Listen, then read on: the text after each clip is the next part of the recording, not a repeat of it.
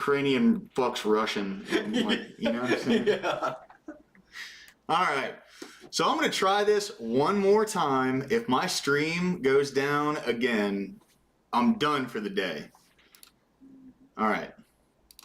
I know I for sure have lost anyone who was watching earlier, and I do apologize that I'm such a fucking noob, but it is what it is.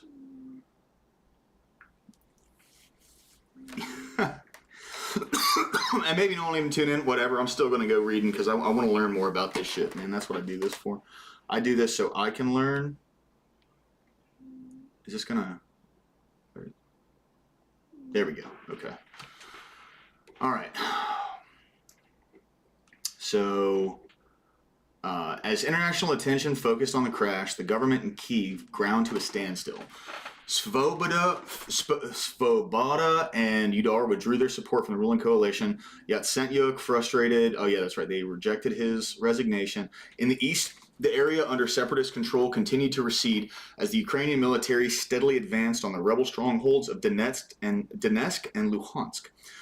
Although Russia continued to deny involvement in the conflict, in August, Moscow confirmed the squad of Russian paratroopers had been captured while inside Ukraine. This is what I was going into earlier, where I understand where Zelensky came from when he said it doesn't matter what kind of agreements that Putin will sign up for, he has broken them time and again. I'm not taking a pro-Zelensky stance. I'm not taking a pro-Putin stance. What I'm saying is I understand what he meant when he said that. After Ukrainian authorities released video interviews of the prisoners, Russian military officials stated that the soldiers had accidentally crossed the border. I highly fucking doubt that. Highly fucking doubt that. I mean, that just... If they're saying their own soldiers did that, that's admitting a lot of incompetence. Exactly. It's just, exactly. I mean, they don't know land navigation. You know where the fucking border is. Yeah. Yes, exactly. Ukrainian government troops experienced a sharp reversal of fortunes in late August when rebel forces opened a new front in the south, taking the city of Novooazovsk and threatening the key port of Mariupol. Poroshenko flatly declared that Russian forces had entered Ukraine, and NATO analysts estimated that more than 1,000 Russian troops were actively participating in the conflict. On September 5th, the governments of Ukraine and Russia met with separatist leaders in Minsk, Belarus, and agreed to a ceasefire that temporarily slowed but did not stop the violence. With an eye on the future, Poroshenko proposed a series of political and economic reforms that were designed to prepare Ukraine to apply for EU membership in 2020. See, like with all of these conflicts going on, to present that on the like international stage has to, like, you have to look at it from the opposition's perspective. They're going to see that as some kind of provocation, right? I'm not saying I'm, for it or against it, whatever. I'm just looking at it for what it is. Poroshenko's mandate received approval from voters on October 26th when pro-Western parties triumphed in a snap parliamentary actions. On November 2nd, separatists held local elections in Donetsk and Luhansk in violation of the Minsk ceasefire agreement. Ukrainian and Western authorities dismissed the results, which predictably favored separatist candidates, and although Russia initially stated that it would recognize the elections, it later walked back those comments, saying that it would respect them instead. So they're not going to back the results of the elections, but they're going to say, yes, those were the results of the elections, right? Maybe what I'm saying is off base there. It might not come through the way that I think it sounds, but anyway, Poroshenko responded by vowing to rescind an agreement that would have granted additional autonomy to Donetsk and Luhansk. By year's end, fighting had reached its previous levels. In January 2015, the United Nations estimated that more than 5,000 people had been killed since the beginning of hostilities. By that point, the ceasefire agreement had been largely discarded by both sides. Although the Russian economy had been pushed into recession by a combination of Western sanctions and low oil prices, advanced Russian military equipment continued to appear in eastern Ukraine as a separatist offensive pushed back government forces. Yes, so again, Russia continues to break these agreements that they make. That makes sense. I get that. I get that.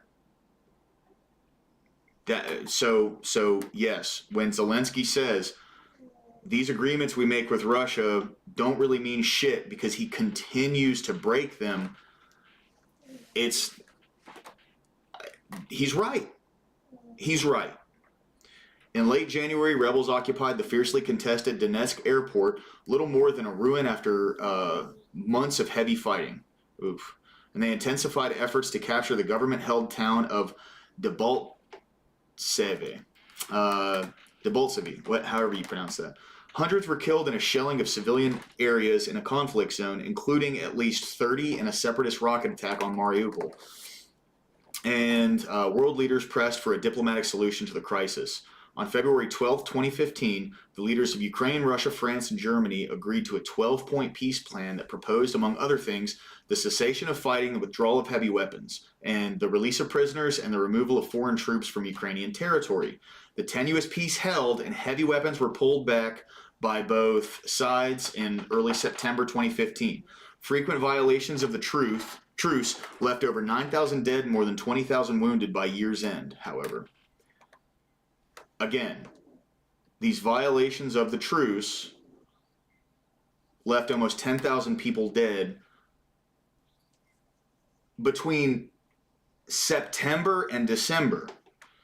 So there's still 9,000 troops in like 4 months, 3 months is pretty fucking crazy, man. Like, that's a lot of fighting. Citing research from Russian human rights groups, Ukrainian authorities estimated that over 2,000 Russian troops have been killed since the beginning of the fighting in April 2014. Russian officials continued to deny any involvement in the conflict, and in May 2015, Putin signed a decree banning the release of information about the deaths of Russian soldiers during special operations. That's sketchy. They're saying, we didn't have anything to do with any of these conflicts. We don't have any part of this. Don't tell them what's going on. You know what I mean? Like, that's fucking sketchy, dude. As the situation in the East settled into a frozen conflict, Ukrainians grew impatient with the pace of political and economic reform. Although the Poroshenko administration had promised transparency and a renewed effort to stamp out endemic corruption, it could claim a few real successes. In May 2015, Poroshenko tapped former Georgian President Mikhail Saakashvili to serve as governor of the Odessa region, but Saakashvili soon encountered resistance from Kiev as a tug-of-war developed between anti-corruption crusaders and politicians aligned with the country's oligarchs. So it was like, you know, just a bunch of corruption tied up within this country was really kind of pushing against this guy who... So he was the former Georgian president? Was he the Georgian president when... Russia stormed into Georgia? All right, he was president of Georgia from 2004 to 2007, 2008 to 2013. Okay, when did Russia storm Georgia? 2008. Okay. I guess it depends on when in 2008 he was. Well, so he was president from 04 to 07, and then 08 to 13. It's an odd way to... And then 2 years after he was the president, that's when he was given citizenship and appointed as governor in Odessa. So is there a gap there, or are those like weird term links? Thank you, Dennis, and I appreciate it, man. I'm going through all this and just learning myself, buddy. You know. Okay, so.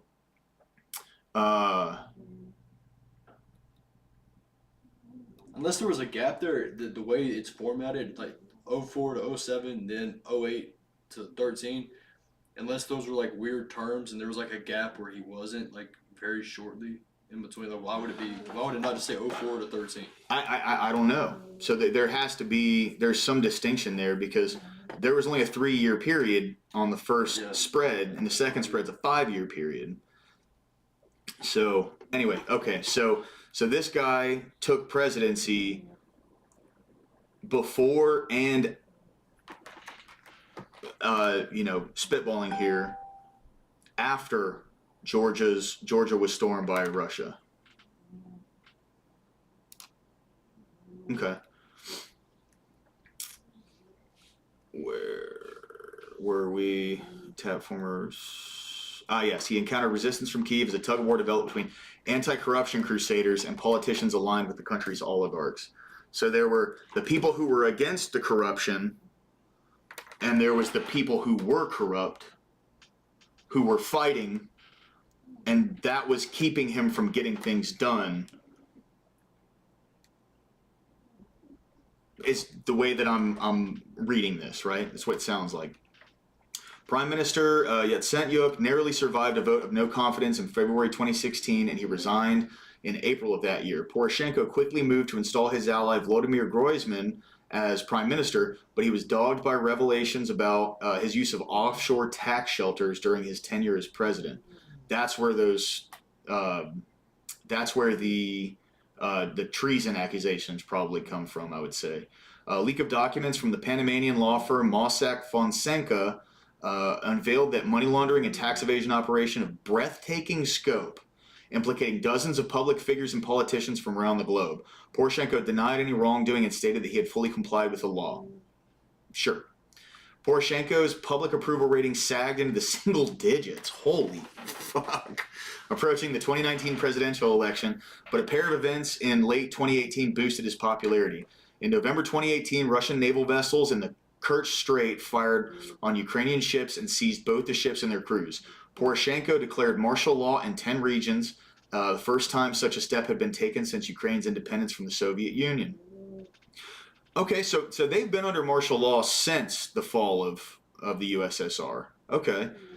Ukraine also appealed to the United Nations, and the General Assembly voted in favor of a resolution that called on Russia to withdraw its forces from Crimea and to end its occupation of Ukrainian territory. Again? I mean, they keep, like, it makes sense what Zelensky's saying. Like, they keep making these deals with Russia, and Russia keeps infringing on them. I mean, that's what it looks like here, you know. I don't see a lot of flack for the Britannica. It seems like they relatively are pretty like objective about the way that they report on these things. So, you know, ideally, as long as the context here seems as though it makes sense why Zelensky wouldn't want to write or like sign any agreements with Putin, because from his perspective, it doesn't fucking matter what kind of agreements they sign with him. And I get that. I understand that. Russia ignored the resolution and continued to expand its military presence in Crimea, but the clash seemed to legitimize Poroshenko's re-election campaign slogan, Army, Language, Faith. The third of those pillars would be the focus of Poroshenko's major pre-election policy initiative, namely the creation of an independent Ukrainian Orthodox Church. The Orthodox churches of Ukraine had been under the jurisdiction of the Moscow Patriarchate since the 17th century, but in December 2018, Poroshenko and Orthodox leaders announced a break with Moscow. See, this right here is why we have separation of church and state. Bottom line. Ecumenical Patriarch Bartholomew I formally granted Ukrainian Orthodox Church autocephalous independence status in January 2019. By this point, the Russian Orthodox Church had already severed ties with Constantinople and the Ecumenical Patriarchate in protest. It seems like if I get what you're saying about it seems like Putin's not holding up to him and his end of the deals. If Zelensky was to agree to sign something on a public scale in front of like a large audience, like if he sits down like with Trump or he sits on like a world stage and goes, yeah, I'm gonna sign something, I'm gonna agree to it, and then he does it, and then it's broken in front of a large audience, it would be seen more as like, okay, yeah, well, fuck, he tried to do what he could. However, like I don't know about any of these things that he signed in the past. You know, like we're hearing about it now, but like it seems like if it was in the media a little bit more, all the shit that's been broken, which it seems like the only way that's gonna happen is if he does it like sitting down with another world leader that's Well, that's the thing, though, right? So like right here, February 12th, 2015, the leaders of Ukraine, Russia, France, and Germany all came together and signed this peace deal. This is a picture of it right here.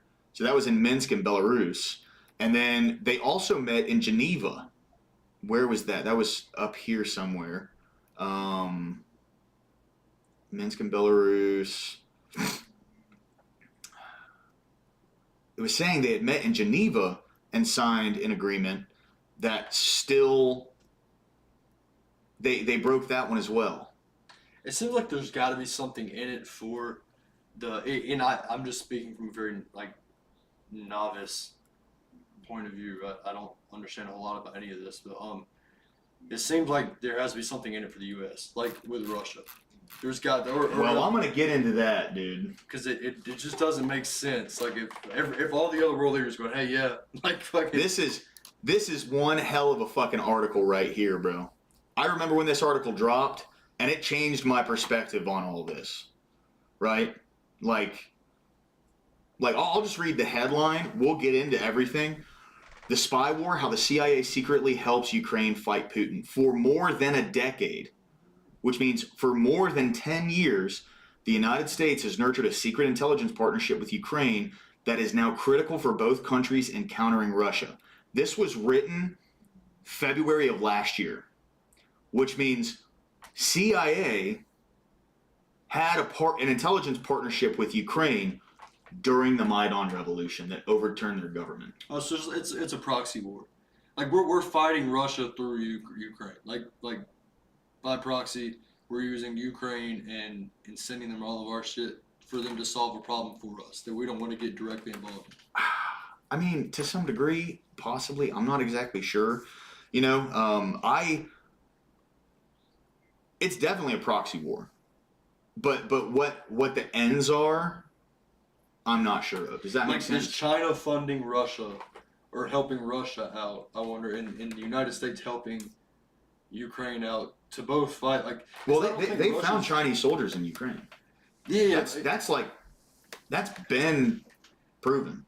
so it's like I feel like Russia's not very well equipped, like economically or anything like that. To like China's well off, more so than Russia is, from my understanding. No, not necessarily. See, Russia is they are a wealth.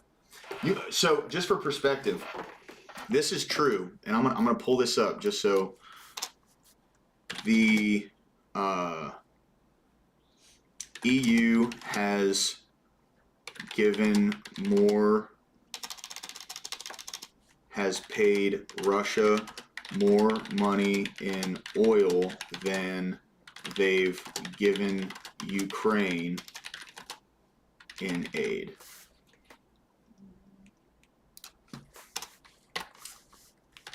Sorry.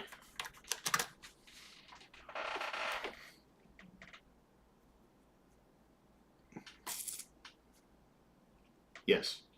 So how the West is helping Russia fund its war on Ukraine. I mean, this is like the EU spends more on Russian oil and gas than financial aid in Ukraine. Like, more money has been designated to buying. Denizen, yes, absolutely. Yeah. So in the beginning, I know this is my third fucking stream today, but in the beginning of that stream, the CIA's been doing that for decades. Absolutely, yes. I see. I thought it was in the 70s. I could be wrong, but I thought we installed Osama bin Laden in Afghanistan in the 70s. It might have been the 80s though. I could be wrong. I don't quote me on the dates. But yeah. I mean, that's the CIA's modus operandi. They did the exact same thing down in Central and Southern America with the Contras. You know, like the CIA has been toppling governments for half a century now, at the very least. So it's the age-old thing of the United States using war to make money, like then the military-industrial complex, like. Yes, and also gain power as well. Like the CIA and the military-industrial complex work hand in hand. Okay. But the CIA is supposed to be solely outside of the United States, but I mean they've already been caught doing shit inside the United States. Like think about back in the 80s when they were getting cartel cocaine and they were cooking it into crack and selling it in the inner cities to black folks. You know, like that happened. Yeah. But yes, so the EU in the analysis that they did last year, the EU has spent more money on Russian oil than they've given Ukraine in. Yeah, perfect. Mid 1979. Okay. Yeah. I figured it was somewhere around there. I wasn't too 100% certain on that, but yeah, yes, sir, it was. Yeah, the 80s was when it was cooking. Exactly. Yeah, they were just cracking the eggs in '79. But yeah. So the EU has essentially done the age-old fucking Rothschild thing, where they funded both sides of this conflict. Now, maybe the money they gave to Russia wasn't specifically to fund it, and they were kind of like, Europe's kind of in like a funny situation there, because I think it's like 25 to 50%, somewhere in that range, of their LNG and pipeline gas comes from Russia. So if they were just to cut that relationship off, it would be devastating to their economy. See, I thought a lot of the oil in Russia was like really crude oil. Like it's not like the same kind of oil that you'd find in like Afghanistan, like in the Middle East. I could be completely wrong. I just thought their oil was like not like the best oil you could find. I'm not sure. I have no idea. Like I'm just a normal guy. I have no idea. I don't know. Yeah, same here. By the end of that decade, the wall fell and the Soviet Union dissolved. Yeah. I mean, there was so much that went into that happening, man. I mean, like the United States and the world at large really benefited greatly from the dissolution of the Soviet Union. That's just my opinion, right? Anyone can agree or disagree. But see, I'd watched that Tucker Carlson and Putin sit down interview, right? And like by the end of it, which it wasn't Putin like former KGB. So okay, so it probably has something like I was like when I finished watching the interview, I was pretty heavily convinced. I was like, Putin's a great guy. Like the Ukraine's doing some shitty stuff to this guy. But I mean, he's a spy, right? It's like he's very well trained and like probably good at manipulating people. Oh, 100%. But like, so when I'm hearing it, everything that he's saying, like how he states it, sounds great. Yeah, it sounds fucking 100%. Yeah, of course. And it's just kind of like it's almost so confusing now to like wonder who is the good guy and who is the bad. Like, have you? I think it was Far Cry. I'm gonna play this. This is probably copyrighted material, so it could get shut down. But the Jackal tapes. Now this is obviously a video game thing, but it's so fucking true. There is no good guy. You know it, bro. Yeah, dude. Yeah, man. All right, Digital Denizen. Yeah. Oh, my dude. Right on, bro. I didn't play 5. I played 3. That was like one of my favorite. 2 and 3. I'm pretty sure. You can't break a man the way you break a dog or a horse. The harder you beat a man, the taller he stands. To break a man's will, to break his spirit, you have to break his mind. Uh-oh. Men have this idea that we can fight with dignity, that there's a proper way to kill someone. It's absurd. Let me restart this. You can't break a man the way you break a dog or a horse. The harder you beat a man, the taller he stands. To break a man's will, to break his spirit, you have to break his mind. Men have this idea that we can fight with dignity, that there's a proper way to kill someone. It's absurd. It's an aesthetic. We need to endure the bloody horror of murder. You must destroy that idea. Show him what a messy, terrible thing it is to kill a man, and then show him that you relish in it. Sorry, bro. I had my mic on. I'm gonna turn my mic off. We'll actually be able to listen to this now. You can't break a man the way you break a dog or a horse. The harder you beat a man, the taller he stands. To break a man's will, to break his spirit, you have to break his mind. Men have this idea that we can fight with dignity, that there's a proper way to kill someone. It's absurd. It's an aesthetic. We need to endure the bloody horror of murder. You must destroy that idea. Show him what a messy, terrible thing it is to kill a man, and then show him that you relish in it. Shoot the wound, the next shoot the wounded. Burn them. Take them in close combat.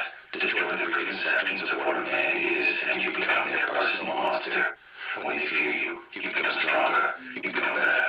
But let's never forget, it's a display. It's a posture, like a lion's roar or a gorilla thumping his chest. If you lose yourself in the display, if you succumb to the horror, then you become the monster. You become reduced, not more than a man, but less.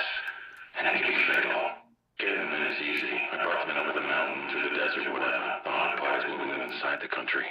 Whenever you get stopped, you gotta bribe someone and shoot someone. Not good for business. No. Once you're inside, you want to hand off as fast as possible.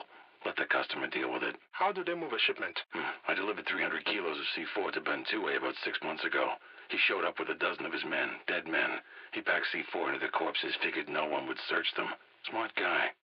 Where do you get the weapons? It's a romantic notion that they all came out of the Soviet Union after the collapse. That was a windfall back in '89, maybe through '91, but that's all over.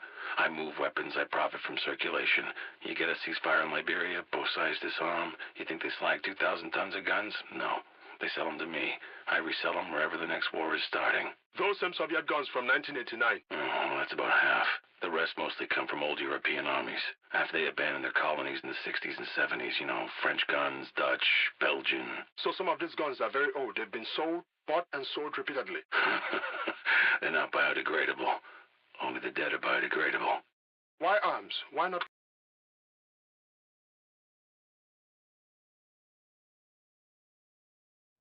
All right. Okay.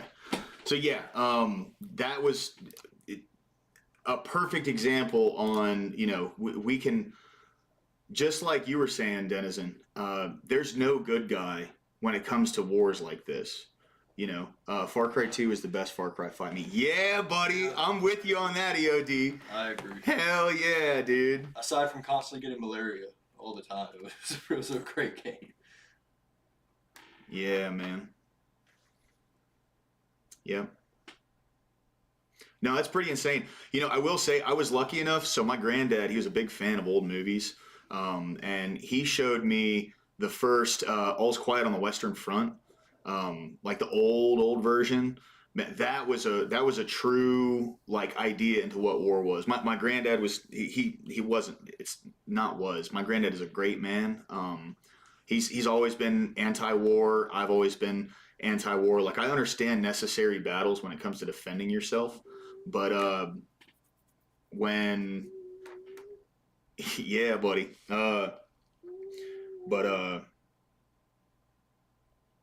Watching that first All's Quiet on the Western Front, it really showed me, you know, like, so I don't know if you've ever seen that All's Quiet on the Western Front. So it's a World War I movie, and it's based on a German soldier, right, who goes out into, you know, I don't remember if it was like he was in Verdun or whatever, but he was in like the heat of the battle, you know, and while they're out there, they're eating very, very little. They don't, you know, they're out there suffering, right? And what the people out there are telling them is, you're going hungry for the good of the people back home. You guys are suffering for the good of the people back home. Well, he goes on leave, like survives his stint out there, and he comes back home just to realize that everyone back home is starving. They don't have a lot of money. And what the government is telling the people back home is, you're suffering for the good of our soldiers. You're suffering so they don't have to. And Also, it's both. correct. Yeah. And it's not saying that's just what the Germans were doing. Like that's what governments across the world did during war on whatever, you know, faction or side of it, you know? So just a really interesting movie. Highly recommend it. All's Quiet on the Western Front for sure. Anyway, so we'll get back to the topic at hand. Zelensky presidency and continued Russian aggression. In spite of Poroshenko's efforts to direct the public conversation in the months leading to the March 2019 presidential election, official corruption and the economy remained voters' key concerns. The race had initially appeared to be a replay of the 2014 contest between Poroshenko and Timoshenko, but the candidacy of television personality and political novice Vladimir Zelensky shattered the established order. So, yeah, I mean, like, you know, he's a good-looking guy. He's young. He's probably very charismatic. He was on TV. Like, he was a comedian and stuff, you know? So the guy knows how to portray himself, especially when it's on camera. Zelensky had portrayed the president of Ukraine in the popular Situation comedy, and he leveraged his massive online following into a serious campaign against official corruption. There's that. You know, when you're this new, young, charismatic, good-looking guy, and you're utilizing an audience that you already have to fight against what everyone knew for the longest time, that Ukraine was an incredibly corrupt country, right? That was a very smart, strategic, political move. I mean, he made a very smart move there. You know, you got to give it to him. Is it voluntary service over there? I have no idea. Military? I mean, I know that, like, are you talking about, like, within this war? Not within this war, because I saw videos of them like kidnapping people, like putting them in vans. Yeah. They're forcibly conscripting people in over there right now. No, I just meant in general. Like, is it because like here, like somehow they convince tons and tons of thousands and hundreds of thousands of people to go and kill themselves for like go and die for a cause that they have no foot in, but they make them believe that they have a foot in it. That's why they go and do it. Well, we haven't lost hundreds of thousands of troops in. Well, I'm saying like in they convince a lot of people. Well, there's a lot of grand scheme, like hundreds of thousands of people. Like our military, and like I don't want to digress on this. This might actually be a topic of something that I can go on in a future stream. But our military makes a lot of bold claims about the. They make a lot of bold claims about the benefits to joining the military and all the things that you'll get from it. Like my buddy Scott, for instance, right? Like he's on 100% disability, and there's a lot of soldiers that go and they fight in our military, and they get like TBIs, like real serious brain stuff, where they can't fight for their full disability. So the government will cut them like a few $1,000 check and go, all right, McDonald's is hiring. They do that all the fucking time. It's like the most vulnerable veterans that get affected the most get fucked the most by our military. And with Scott, he was in the position that his brain wasn't affected. He had his other thing, but his brain wasn't affected by his injury, so he could fight for it, and he did fight for it, and he deserves it. Because the big thing. Sorry, I can talk to you about this when I'm not on the internet. You know what I'm saying? Yeah. I guess I was tying it into this by saying like, how are they getting like all these Russian troops to go and fight these Ukrainian troops, and these Ukrainian troops to go and fight these Russian troops, when like one of them is wrong. Like one of them, they know, like they should be able to look around and be like, yeah, something's fucked up on our side. I don't think that necessarily matters. See, that's the whole point of propaganda, right? Like the whole point of propaganda is to rally people for a common cause, to incite the nobility of going out and dying in a war, or fighting in a war at the very least. So Russia has their propaganda that's completely opposite to the other side. That's what I'd like to find out is like, what is Russia telling the soldiers? What is Ukraine telling their people to get them to go and fucking kill each other for a long time? That's a very fair question, brother. That's a very fair question. I think it pertains to this because I don't fucking. Like right now, I have no idea what's making people go into a fucking destroyed forest and shoot at each other for fucking in the freezing cold. You know what I'm saying? For a long time. Yeah, 100%. No, I get it. I was never in the military, so I can't speak from firsthand experience. I just know a lot of guys who have been in, in the first round of polling on March 31st, 2019, Zelensky won over 30% of the vote, and Poroshenko finished second with 16. The second round was held on April 21st, and Zelensky crushed the incumbent in a landslide, capturing more than 73% of the vote. Poroshenko's concession speech was marked with a promise that his political career was not yet over, while Zelensky vowed that his first goal as president would be to achieve a lasting peace in war-torn eastern Ukraine. That didn't shake out very well. Sorry, I don't mean to. I don't mean to laugh, but holy fuck, that did not go the way he thought it was going to.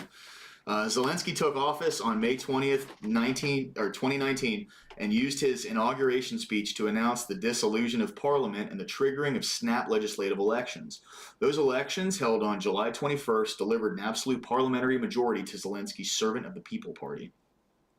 This confirmation of Zelensky's mandate allowed him to promote a peace settlement that would see Ukrainian forces and Russian-backed insurgents withdraw from the so-called contact line in eastern Ukraine. Zelensky's opponents characterized the move as a capitulation that would do nothing but legitimize Russian aggression in the Donetsk Basin and Crimea, but he retained widespread support from a war-weary public. While Zelensky endeavored to focus his months-old administration on Ukraine's foreign and domestic challenges, he soon found himself drawn into a political scandal in the United States. So wait, hold on. Why are they going over Trump's? See, now this is pretty shitty, all right? Because right now they're about to talk about the phone call between Trump and Zelensky during COVID, but they haven't even mentioned the fact that there was a quid pro quo from Biden to withhold aid so they would fire the prosecutor in Ukraine that was going after his son in Burisma. So they're going to bring up Trump's political scandal shit, but they're not going to bring up the other sides. Which, regardless,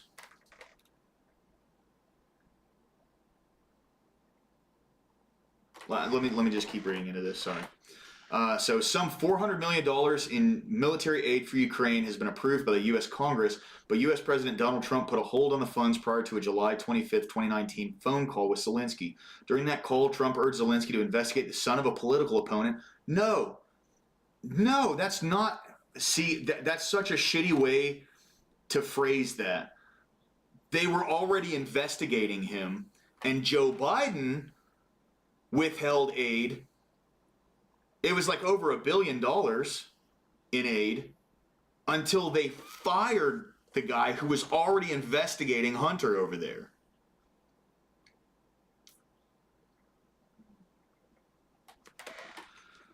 Who was serving on the board of one of Ukraine's largest natural gas companies, Burisma. See, they won't even fucking say the name of the company. Like, that's shitty to me, bro. That's shitty to me. Like, they won't even say the name of the company and put a link on it so you can click and look into Burisma, right? Like, I'm not trying to read between the fucking lines here, bro. Like, they specifically left this out. They specifically left out the actual quid pro quo that Trump did not have with this guy. There was not a quid pro quo on the call, right? Now, was what Trump did on that call necessarily ethical? You know? No. Like, I'm totally cool with saying that, right? But at the end of the day, over a month later, the military aid was finally released, but by that point, U.S. congressional Democrats were investigating Trump's alleged attempt to pressure Ukraine. Why didn't they do the same thing to Biden? Why? Because it's fucking big D different. It's different. That investigation eventually served as a basis for an impeachment inquiry against Trump that was launched on September 24th, 2019. See, I'm trying to read about Ukraine. I'm not trying to read about this. I'm not. I wanted a history on Ukraine. I didn't look into this to see anything about Burisma, but it does fucking piss me off when people start bringing up this petty shit that led fucking nowhere. It got nowhere, right? Nothing happened because of this. Trump was acquitted by the U.S. Senate in a largely party-line vote, and he responded by purging senior U.S. government and national security officials. See, this doesn't have anything to do with Ukraine. Like, it does, yes, don't get me wrong, but it when it comes to this conflict, it has literally fucking nothing to do with this conflict. Beginning in 2020, the spread of the coronavirus pandemic led to mass disruptions in daily life in Ukraine, and the Ukrainian economy took a sharp hit from lockdowns and the closure of non-essential businesses. Non-essential, you know, that's what they deemed essential and non-essential. That's what was non-essential and essential, right? The situation was especially dire in the Donbass as infrastructure damage from the Russian-backed insurgency led to serious disruptions of the water supply. Zelensky's national mitigation strategy against COVID-19, the potentially deadly disease caused by the virus, put him at odds with some local politicians who sought to assert their independence under 2014 government decentralization reforms. And this clash would have a significant effect on the local elections in October 2020. Local parties dominated mayoral races, while national parties, including Zelensky's Servant of the People Party, struggled. The poor showing in local elections also reflected an overall decline in Zelensky's public approval. There appeared to be little progress on the populist reform agenda that had swept him into office, and the conflict in Donbass remained unsettled. While Zelensky did manage to address the former matter with the passage of a law intended to curb the influence of oligarchs, the latter issue would soon devolve into the greatest threat to regional stability since the end of the Cold War. Yes, so there were still battles going on in the Donbass region. From what it's saying here, all the way up, the last date they give here is October 2020, and saying during that point, there appeared to be little progress on the populist reform agenda that he ran on, right? And the conflict in the Donbass remained unsettled. So there was still shit going on up until 2020.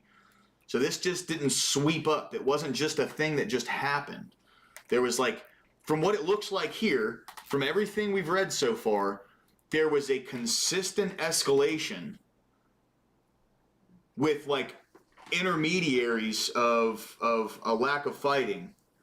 But then Russia, with these agreements they would put out, Russia kept infringing on that. Russia kept infringing on these agreements. The Russian buildup in the Battle of Kiev between October. You out of here, brother? Hey, man. Thanks for sticking by, dude. Have a good workout, bro. Between October and November 2021, Russia began a massive development of troops and military equipment along its border with Ukraine. Over the following months, additional forces were dispatched to Belarus, ostensibly for joint exercises with Belarusian personnel. Charlie, come here, Bubba. Come here, buddy. Come here, Bears. Hey. Come here, buddy. Sorry, I got a pug. His name's Charlie. Fucking love this little bastard. Come here, Bubba. Come here. Come here, Bubba. You come here. You come here. You come here. You come here, Bubba. That's right. All right. Yes, sir. All right. Over the following months, additional forces were dispatched to Belarus, ostensibly for joint exercises with Belarusian personnel. The Russian-backed separatist enclave of Transnistria in Moldova and Russian-occupied Crimea. By February 2022, Western defense analysts estimated that as many as 190,000 Russian troops were encircling Ukraine and warned that a Russian incursion was imminent. Putin dismissed these accusations and claimed that an accompanying Russian naval buildup in the Black Sea was a previously scheduled exercise. While Western leaders consulted with both Zelensky and Putin in an effort to stave off a Russian invasion that appeared inevitable, Putin issued demands that included de facto veto power over NATO expansion and the containment of NATO forces to countries that had been members prior to 1997. This would, in effect, remove the NATO security umbrella from Eastern and Southern Europe, as well as the Baltic states. These proposals were flatly rejected. So Putin wanted NATO to step the fuck off, and NATO said, no, you. On February 21st, 2022, Putin responded by recognizing the independence of the self-proclaimed People's Republics of Donetsk and Luhansk.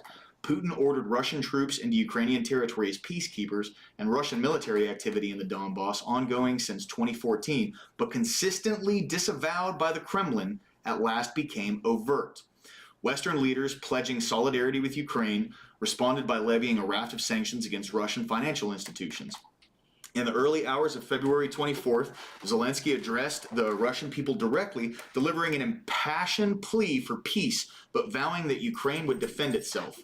Later that day, at about 6 a.m. Moscow time, Putin took to the airwaves to announce the beginning of a special military operation. Within minutes, explosions were heard in major cities across Ukraine, and air raid sirens began to sound in Kiev. Around the world, leaders condemned the unprovoked, that's a funny word right there, the unprovoked attack and promised swift and severe sanctions against Russia. Zelensky declared martial law and called for general mobilization of Ukraine's military-age population. So that is about as far as I wanted to read into this. because from here, you know, anyone who's kept up with this conflict understands like how it's gone. It was a real back and forth. There's been counteroffensives that have pushed deep in. There have been, you know, Russia has, it's basically stagnated. There's been little bits of ground taken on each side, going back and forth for the past, couple years now. That is the lead up that they talk about in the Britannica. So the main article that I wanted to read, and I thought it was funny when this article came out last year, because it wasn't on the front page. It was kind of buried. It wasn't widely discussed. It was honestly, I forget exactly who I was watching. It might have been like Dave Smith or something. I'm not too much of a fan of him, but I do like some of his takes on things. You know, I don't want to say I'm not much of a fan. I disagree with him on a lot of stuff that he talks about. But I'm pretty sure it was him that brought this article up, and it was really, really good find. So this is the New York Times. Okay. This came out last year in like late February. Mind you, the spy war, how the CIA secretly helps Ukraine fight Putin for more than a decade, which means the United States nurturing a secret intelligence partnership with Ukraine has lasted for more than a decade, which, as we read over here,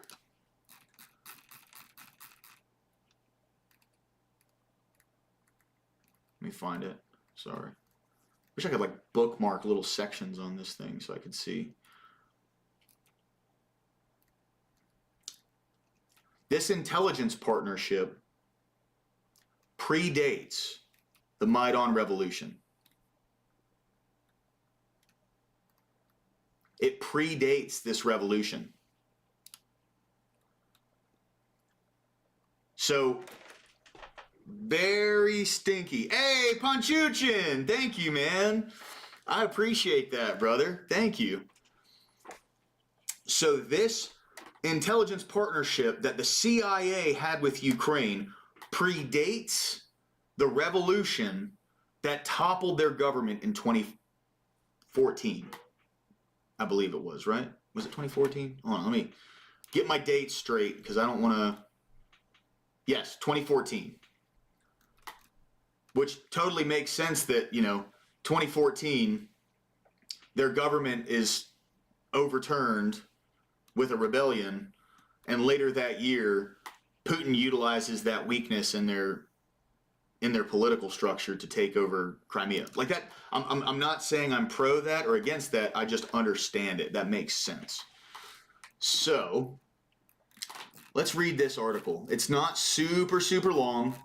Well, it's pretty long, but this is definitely going to be a good read because it highlights some things. Now, mind you, was it where was I?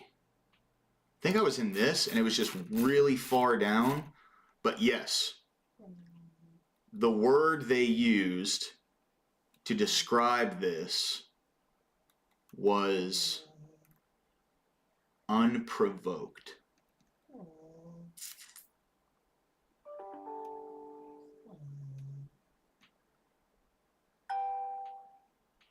The unprovoked attack.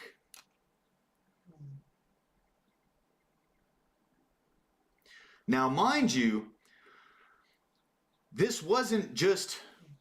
We've been reading this whole time how there have been consistent battles. Russia has had their troops in Ukraine. They've broken a bunch of agreements. I get that. But this does a lot of heavy lifting. This fucking word right here. And that's why I want to read through this article.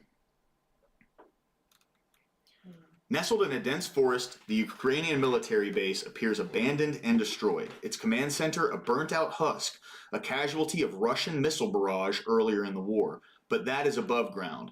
Not far away, a discreet passageway descends to a subterranean bunker where teams of Ukrainian soldiers track Russian spy satellites and eavesdrop on conversations between Russian commanders. On one screen, a red line followed the route of an explosive drone threading through Russian air defenses from a point in central Ukraine to a target in the Russian city of Rostov. The underground bunker, built to replace the destroyed command centers in the months after Russia's invasion, is a secret nerve center of Ukraine's military. There's also one more secret. The base is almost fully financed and partly equipped by the CIA. 110%. Serhiy Dvorsky, a top intelligence commander, said in an interview at the base.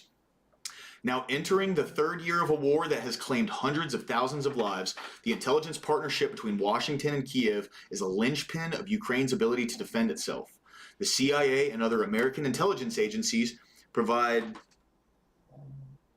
Naughty Germ, what's going on, dude? Thanks for tuning in, bro. I appreciate it, man. For real. The support is amazing. Thanks, guys. For real. This is awesome. Thank you, man. Thank you. Cheers, bro. 07, you know? All right. The CIA and other American intelligence agencies provide intelligence for targeted missile strikes, track Russian troop movements, and help support spy networks. But the partnership is no wartime creation, nor is Ukraine the only beneficiary. It took root a decade ago, coming together in fits and starts under three very different U.S. presidents, pushed forward by key individuals who often took daring risks. It has transformed Ukraine, whose intelligence agencies were long seen as thoroughly compromised by Russia, into one of Washington's most important intelligence partners against the Kremlin today. So, again, this was published in February of last year. So, for a decade, Naughty Germ, I'm just going over Ukraine. I had some technical issues earlier, so this is technically my third stream of the day. But we've just, so far, I've just been going like through Britannica's coverage on the Maidan Revolution. I did a brief Ukrainian summary, just a small history of the country. You know, kind of gone into some key figures like the old Prime Minister Timoshenko, looked into, this was the former Georgian president, and funny enough, he was president from 2004 to 07 and then 2008 to 13, where in 2008, that's when Putin invaded Georgia. Yeah, so we're just kind of going through all this. This right here is a New York Times article that dropped last year in 2024. And it's a very interesting piece because they're talking about how for more than a decade, the United States has nurtured a secret intelligence partnership with Ukraine through the CIA. And it just so happens to have come about, if it is a decade on the nose, immediately after the Maidan Revolution. Funny how that works, right? Like, pretty interesting coinky-dink there. You know what I mean? And if it was more than a decade, to me that makes it even worse. But that's the CIA's modus operandi, you know? They infiltrate foreign countries, they stir up rebellions, and then capitalize on the destabilization. Like that is what the CIA, that's what they've done all over the world for, you know, like half a century now. So, you know, where are we at? But the partnership is no wartime creation, nor is Ukraine the only beneficiary. Okay, read through this. This is the Malaysian Airlines Flight 17 was shot down over Ukraine in 2014, killing nearly 300 people. This was 2016 election. The energy, dude. I mean, look, yo, Trump brought it good this election season. Nothing will ever beat the 2016 Trump campaign, cuz what a fucking legend, dude. That was the year that, like, I was a Bernie bro before the 2016 election, and then Trump was the one that turned me, you know? It wasn't only Trump. It was also when I saw that the Democrat Party is willing to fuck over their own people in order to get their corporate-backed establishment candidates into office. Seth Rich, by the way, interesting name to look up. You know, it's an interesting story of someone who was shot 7 times in the back in a robbery and still had his wallet in his back pocket. So anyway, the listening post in the Ukrainian forest is part of a CIA-supported network of spy bases constructed in the past 8 years that includes 12 secret locations along the Russian border. Before the war, the Ukrainians proved themselves to the Americans by collecting intercepts that helped prove Russia's involvement in the 2014 downing of a commercial jetliner, Malaysia Airlines Flight 17. The Ukrainians also helped the Americans go after the Russian operatives who meddled in the 2016 U.S. presidential election. Around 2016, the CIA began training an elite Ukrainian commando force known as Unit 2245, which captured Russian drones and communications gear so that the CIA technicians could reverse engineer them and crack Moscow's encryption. Naughty Germ. Naughty Germ says, 2016 campaign was crazy and eye-opening indeed. I voted for Bernie in the primaries, didn't vote in the general. And then Trump won me over. But yeah, 2016 was nuts. Yes, it was, dude. Yeah. No, it completely changed my perspective on American politics. You know, in 2016, I think I was like 22, 23. I was 23 in 2016. You know, so I was still a dipshit kid. Like I was a pretty like solid.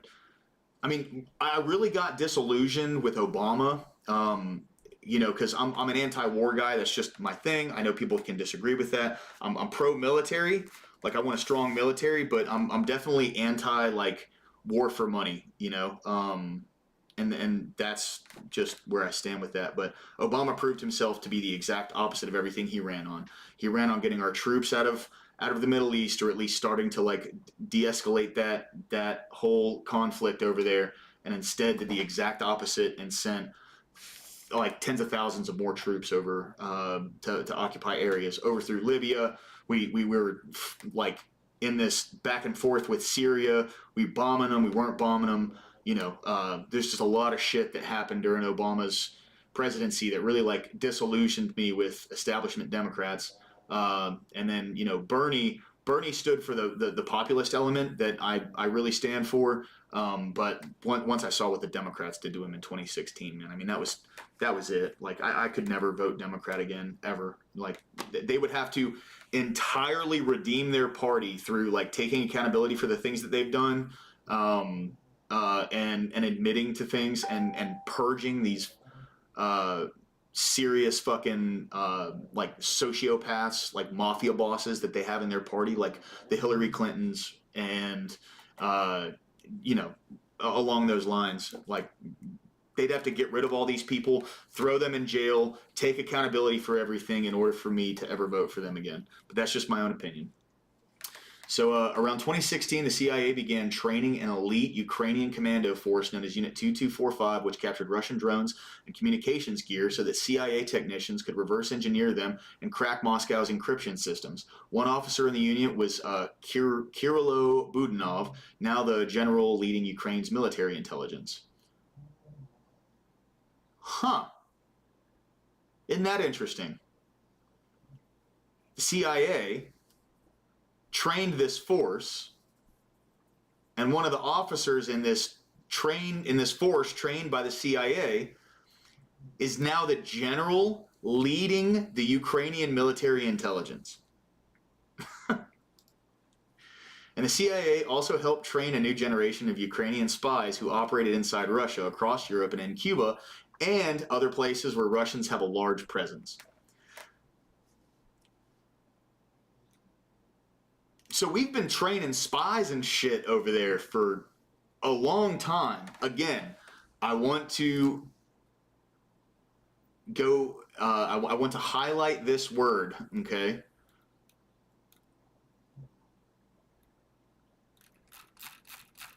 I want to highlight this word that it's, all right, there's the presidency.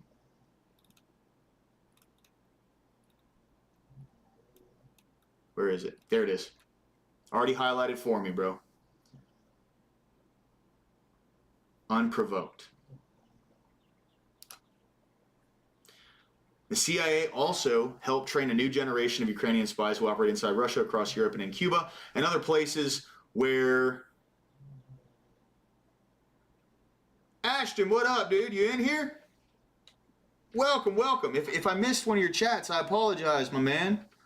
Sorry about that, brother.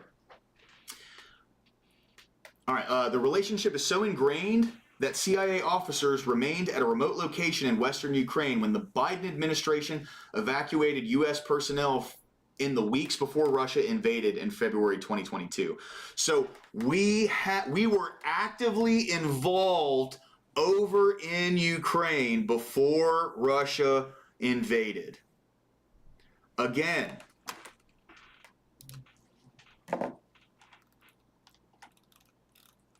this word, that's a hell of a fucking word, bro. That's a hell of a word. I'm not taking the Russian side here, but that's propaganda. Unprovoked is propaganda.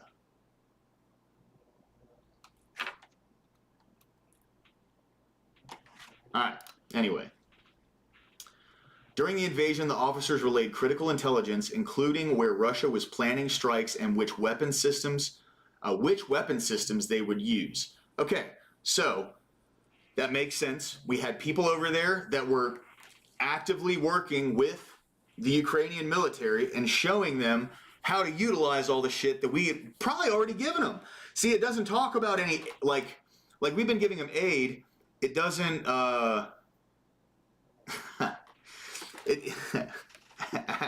Ashton, Far Cry 4 had the best alternate ending. Hey man, look, that was, Far Cry was Ubisoft, right? Far Cry was Ubisoft, yeah? Hold on, let me make sure.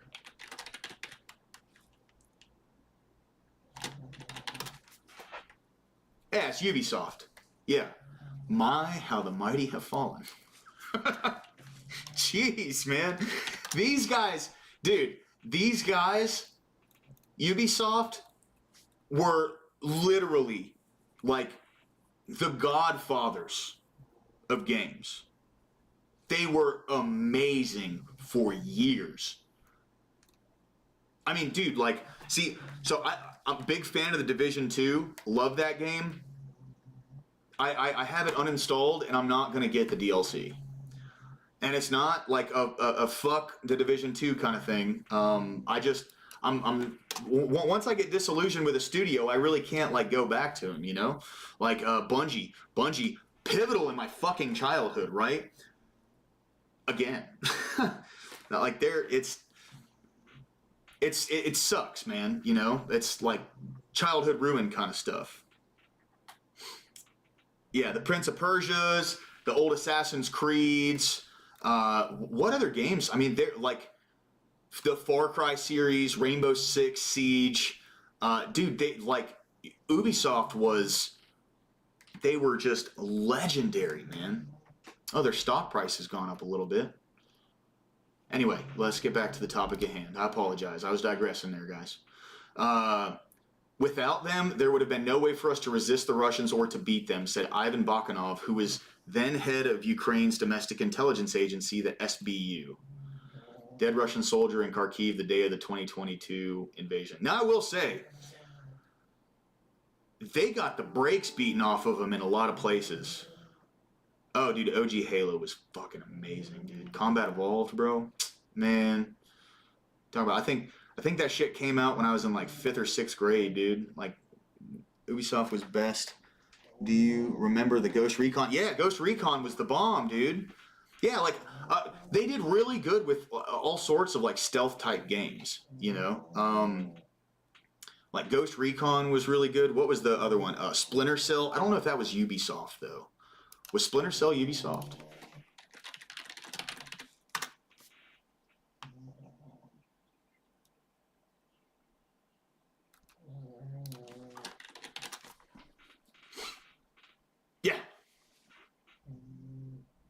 Yeah. Oh, dude. Yeah. I mean, Ubisoft used to be on the fucking top, bro. Yeah. Rainbow Six, absolutely, dude. Yeah. How the mighty have fallen, bro. It's crazy. Like, that was Ubisoft was a bomb. Yeah. Splinter Cell was Ubisoft. But anyway, so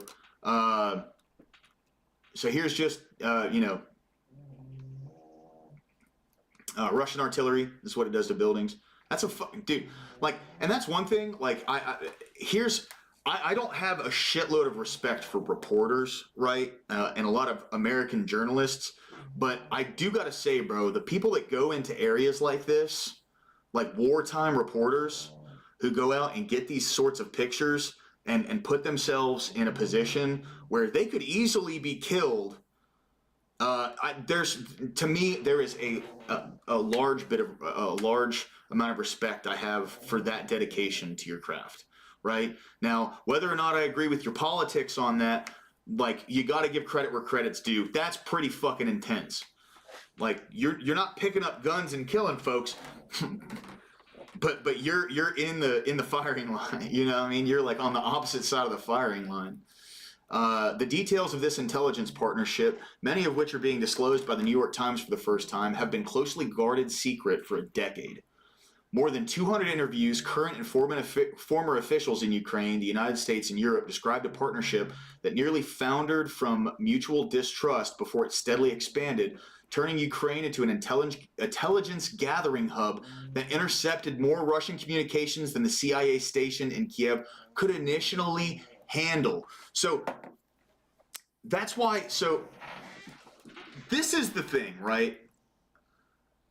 I can't, for even a second, believe that Russia didn't know this was going on.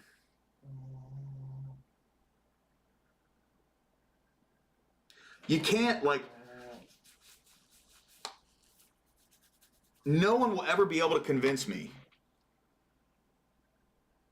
that Russia didn't know about any of this until they invaded into Ukraine, right? I mean, it's the same story as, Funny Mustache Man and the camps, right? Like, no one is going to convince me that nobody knew about those things until soldiers started storming in there. That makes no sense. It's the same thing with this. You can't convince me Russia wasn't aware that we were spying on them for a decade out of their next door neighbor. Many of the officials spoke on condition of anonymity and to discuss intelligence and matters of sensitive diplomacy. Now, I do want to say this. I'm not against us taking steps to ensure an advantage for the country. What I'm against is the propaganda that this shit was unprovoked. And of course, the United States isn't going to, like, come out and tell people, but these journalists, like, these guys aren't stupid, man. I'm sorry. They have stupid beliefs, but like the way that they write this tells the whole story. This has got to be why this wasn't on the front page when this came out.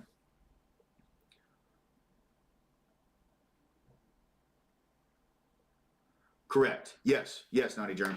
Yeah, Russia and Ukraine, it feels like Schrodinger's Russia. Russia is simultaneously losing the war and obliterating Ukraine, depending on which propaganda keeps the fight going. Absolutely. Yes. Yeah. I mean, that's the primary driver of wartime support. It's all about the narrative and the way that when you spin it, right? And that's how they drove so much U.S. support for sending money over to Ukraine. By calling it unprovoked.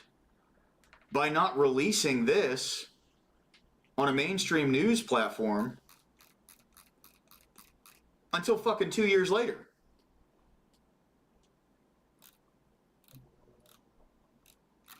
Like, they knew it was going to get out eventually. We had a massive spy operation going on there for over a decade.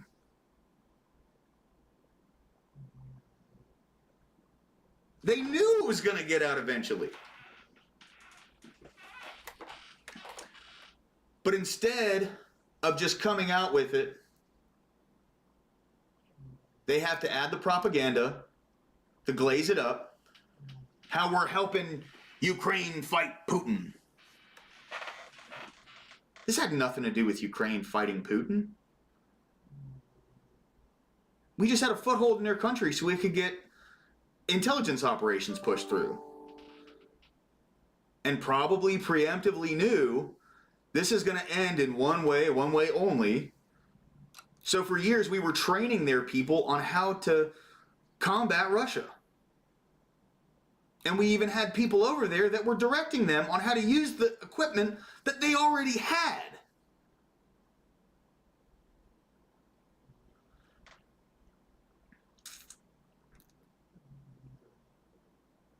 And again, like they say it right here very clearly.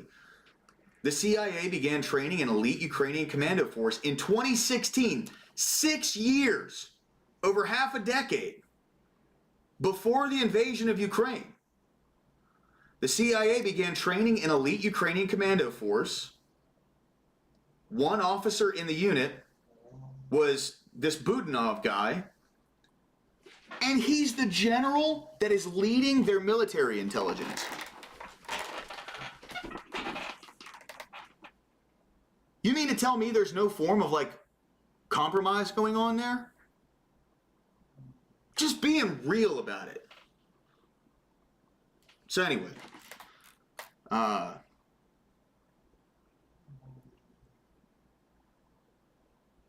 many of the officials spoke on the condition of anonymity to discuss intelligence and matters of sensitive diplomacy.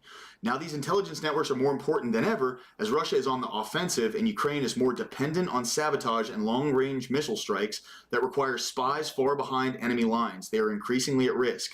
If Republicans in Congress end military funding to Kiev, the CIA may have to scale back. Oh, those poor CIA spies that probably honestly shouldn't have been based in Ukraine in the first place.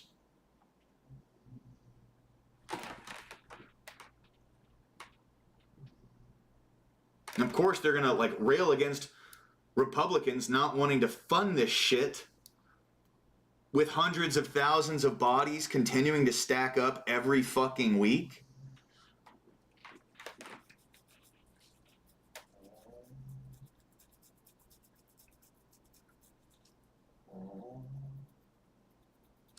Now, earlier, I was playing the Jackal tapes, and I don't know if Denizen's still here, but we were going through the Jackal tapes and just listening through those. That was Far Cry 2. I'm sure if you guys played that, you know what I'm talking about. And it's a really, I don't want to say sobering perspective on war. It's just realistic, right? Like, when it comes to conflicts like this, there's no good guy. This is an overreach of our military-industrial complex. Yeah, right, exactly. Yeah. No, we didn't do that. Not at all. Shush, nothing to see here. Exactly, brother, exactly. But this is overreach from our military-industrial complex, which them and the CIA go hand in hand. And I don't think anybody's fucking arguing that. They go hand in hand, and they overreach to involve themselves in other countries to, I mean, it's what's wild to me is they had to know, I'll say it again, they had to know there was only one way this was going to turn out. They had to know it. We had spies in Russia. We were operating out of Ukraine. They have an entire fucking subterranean tunnel system going through the country of Ukraine. They said it right up here.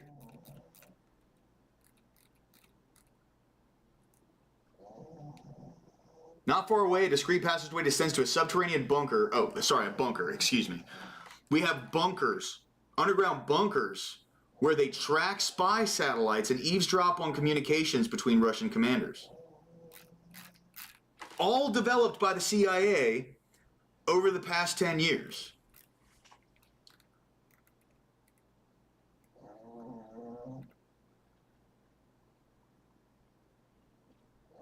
To try to reassure Ukrainian leaders, William J. Burns, the CIA director, made a secret visit to Ukraine last Thursday, his 10th visit since the invasion. From the outset, a shared adversary, President Vladimir Putin of Russia, brought the CIA and its Ukrainian partners together. What? Oh, okay, so, yes. Oh, is it out of sync again?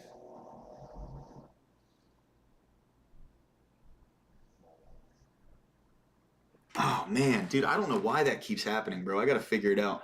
Because it's, at first, everything's in sync, and then as the stream goes, I gotta figure out, I think it's like a buffering issue or something. I was trying to look into it.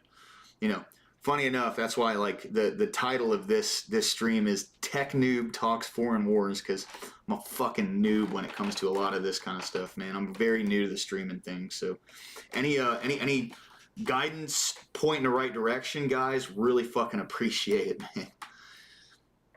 But all right, so obsessed with losing Ukraine to the West, Mr. Putin had regularly interfered in Ukraine's political system, handpicking leaders he believed would keep Ukraine within Russia's orbit. Yet each time it backfired.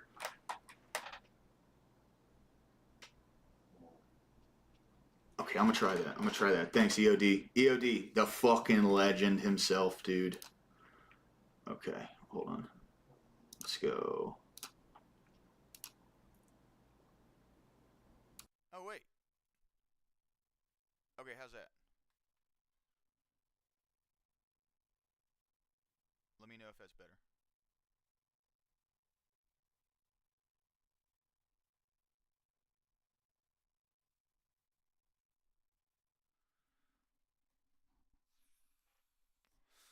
Awesome, dude. Thank you. Thank you.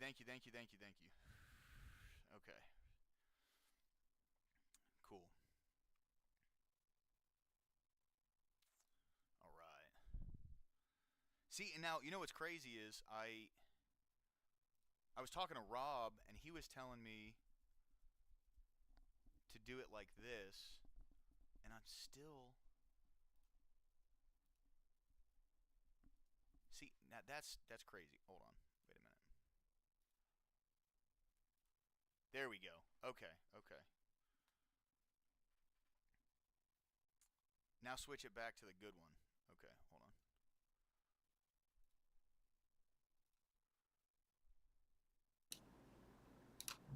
hold on. Okay. How's that?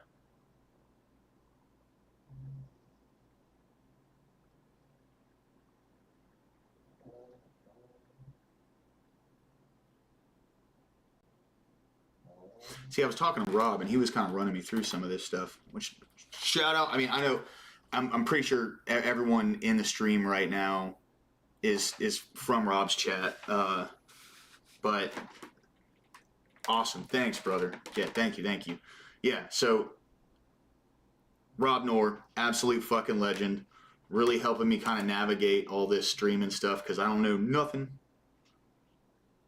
Oh, there's still a sync issue. Pop 3.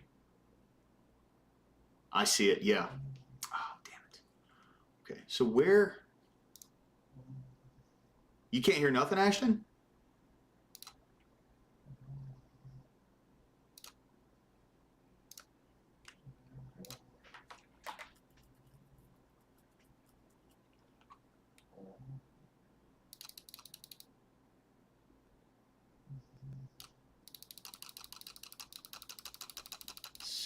Let's see if I can do this. Okay, how's this?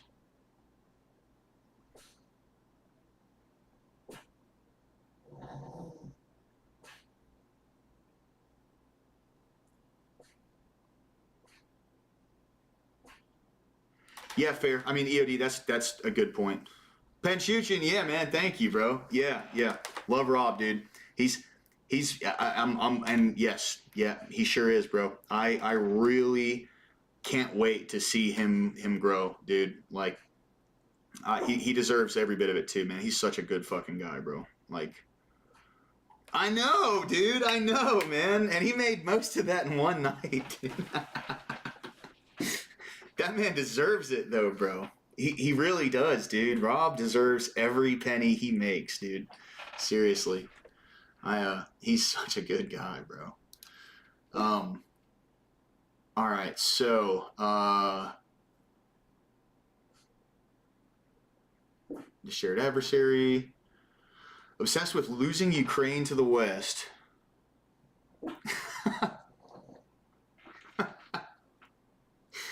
EOD, yeah, I'm sure. I'm sure Andrews hooked him up with an accountant who's gonna be able to help him with that. Because I couldn't even imagine, bro. Like 20,000, that takes me a couple months to make that shit. A few months. You know what I mean? But anyway, obsessed with losing Ukraine to the West, Mr. Putin had regularly interfered in Ukraine's political system, handpicking leaders he believed would keep Ukraine with Russia's orbit, yet each time it backfired, driving protesters into the streets. Mr. Putin has long blamed Western intelligence agencies for manipulating Kyiv and sowing anti-Russian sentiment in Ukraine. Which, of course, right? Like, if Western intelligence is established in Ukraine and want to stay in Ukraine, doing their thing in Ukraine, they're going to want Ukraine to be against Russia. Because what sense would it make for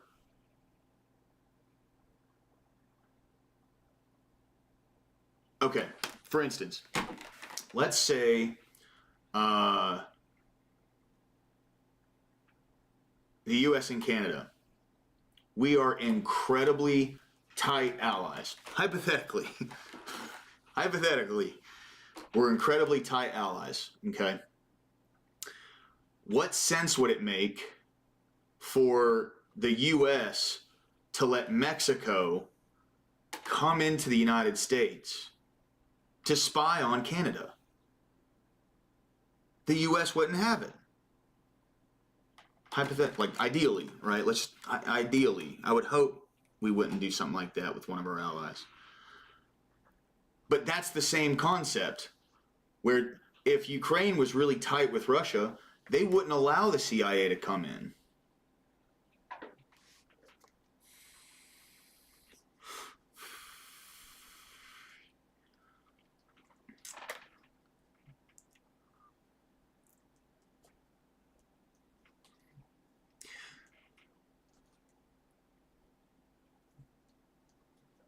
Yeah, and anyone who is watching that that panel last night, anyone who was watching that panel last night, I got a little too fucked up before I jumped on there. I apologize for how fucking crazy I was popping off. Dusty was right, dude. Like, alcohol will bring out the aggressive side in you. I'm not a very aggressive person. I think I'm gonna only jump on debate panels when I have not been drinking. I think that's the smart thing to do, man. Because I get a little like hot when I start trying to debate folks online when I've been drinking. It is what it is, man. You know what I mean? But Mr. Putin has long blamed Western intelligence agencies for manipulating Kyiv and sowing anti-Russian sentiment in Ukraine.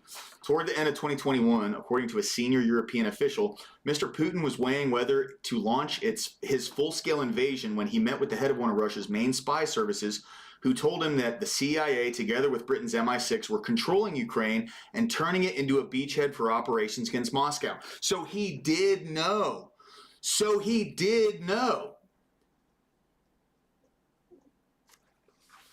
This was all known. So how can they possibly call this unprovoked? It says it right here.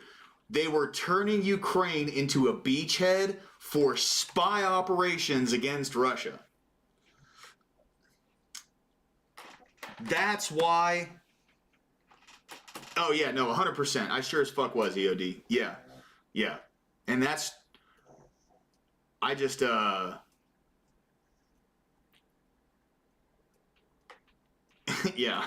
I had a few too many, bro. I was a little too deep, bro. You know, and like when that happens, I can kind of pop off a little bit. I'm gonna save the debate panels for when I'm sober. You know, because this like I know I can kind of like work up the anger.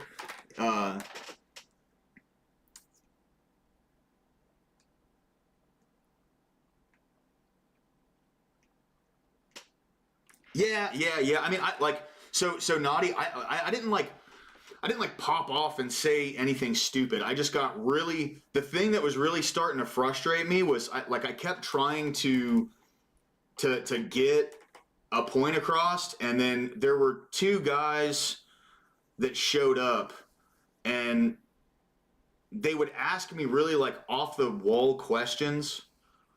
Like one guy, I forget his name, Blumkin or something like that. He was like, so let's take free market capitalism to its absolute extreme, which is a hypothetical. And I was like, that has nothing to do with like what I believe. You know, anyway, that's besides the point. I need to stop getting on debate panels when I'm fucked up, dude. That's not going to happen again. So anyway, but the Times investigation found that Mr. Putin and his advisors misread a critical dynamic. The CIA didn't push its way into Ukraine. U.S. officials were often reluctant to fully engage, fearing that Ukrainian officials could not be trusted and worrying about provoking the Kremlin.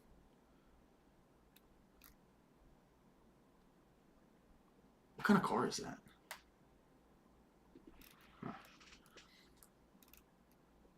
God, these pictures are fucking badass though, dude.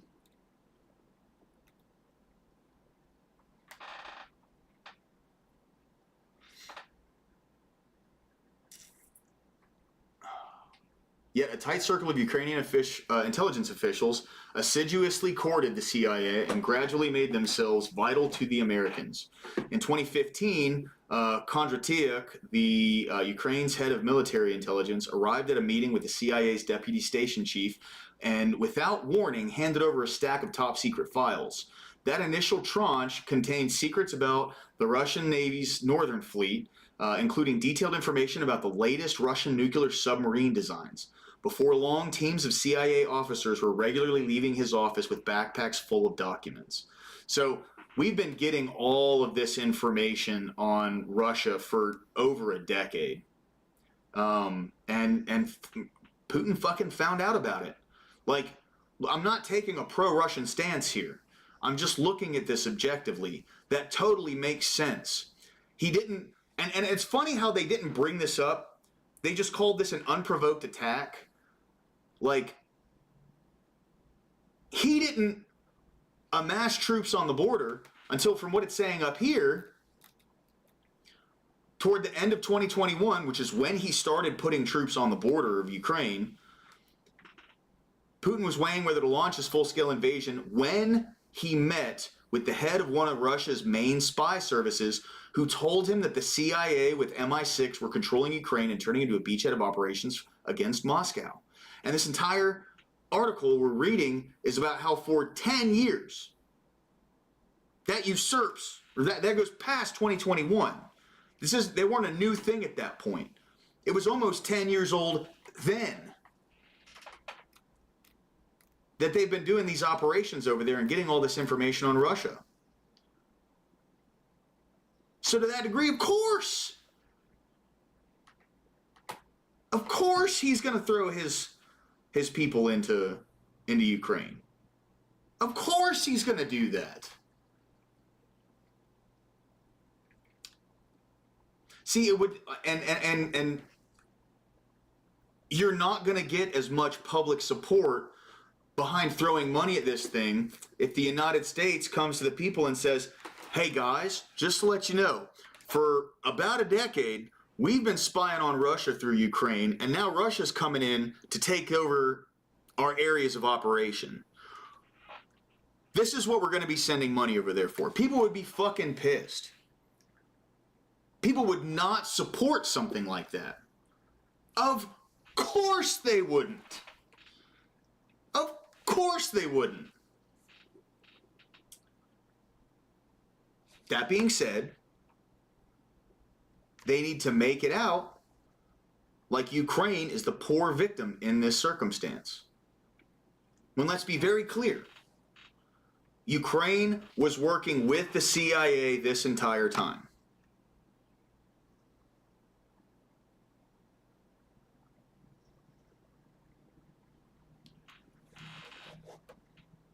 That's how they drummed up support for this.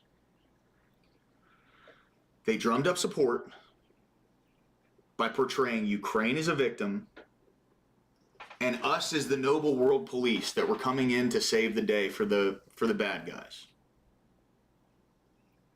When instead, the CIA was fucking around and almost found out. I mean, this war has been a total fucking drain on everyone involved. There's been nothing done, nothing achieved. There's just fucking bodies strewn all over the place.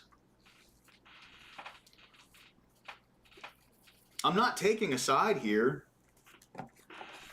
but it is what it is, right? I'm not taking a side because there is no good guy. There's no good guy here. Both sides are the bad guys. It's just more military-industrial complex overreach.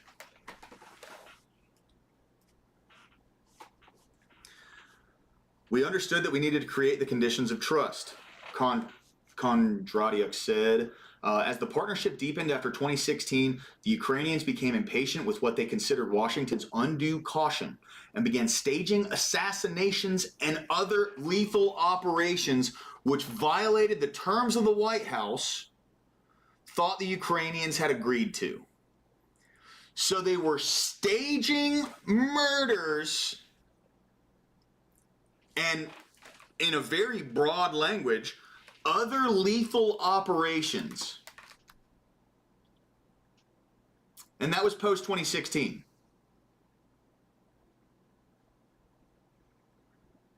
So they were doing this shit for 5-6 years before Russia finally figured it out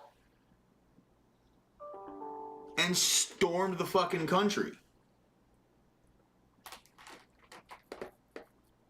Infuriated, officials in Washington threatened to cut off support, but they never did. Must not have been that fucking mad, I guess. Like, it's fucking crazy. The relationships only got stronger and stronger because both sides saw value in it, and the U.S. Embassy in Kiev, our station there, the operation out of Ukraine, became the best source of information, signals, and everything else on Russia.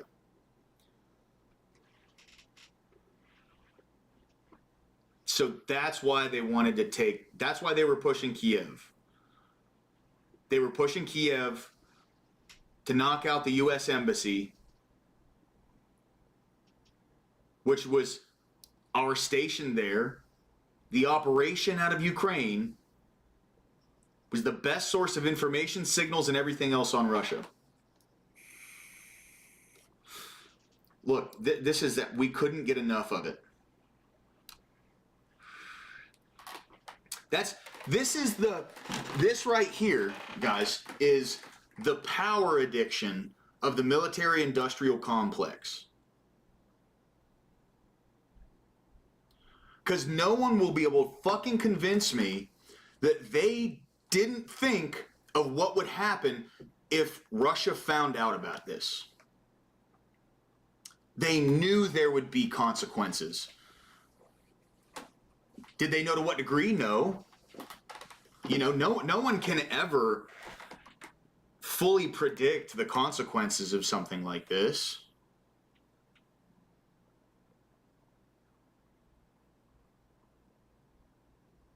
But it's a fucking addiction to power for these people. They knew there would be consequences. They knew something would happen. But they just couldn't get enough of it. This is the untold story of how it all happened. Huh. Yeah, it's untold until now. And then New York Times, you bury this story in your paper so people don't see it on the front page because you don't really want people to be looking into this kind of stuff. Because it breaks the narrative that this shit was unfucking provoked. The CIA's partnership in Ukraine can be traced back to 2 phone calls on the night of February 14th or February 24th, 2014, 8 years to the day before Russia's full-scale invasion. Millions of Ukrainians had just overrun the country's pro-Kremlin government, and the president, Yanukovych, and his spy chiefs had fled to Russia. In the tumult of fragile pro-Western government quickly took power. The government's new spy chief, Nalyvaichenko, arrived at the headquarters of the Domestic Intelligence Agency and found a pile of smoldering documents in the courtyard. Inside, many of the computers had been wiped or were infected with Russian malware. It was empty, no lights, no leadership. Nobody was there, Mr. Nalyvaichenko said in an interview. He went to an office and called the CIA station chief and local head of MI6. It was near midnight, but he summoned them to the building, asked for help in rebuilding the agency from the ground up, and proposed a 3-way partnership. That's how it all started. This was right after the Maidan Revolution. Hell of a fucking picture, dude. Golly, man, that's crazy.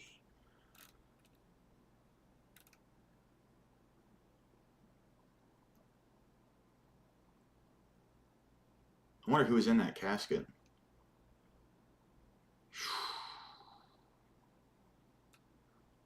That's a hell of a picture, man. That's... oof.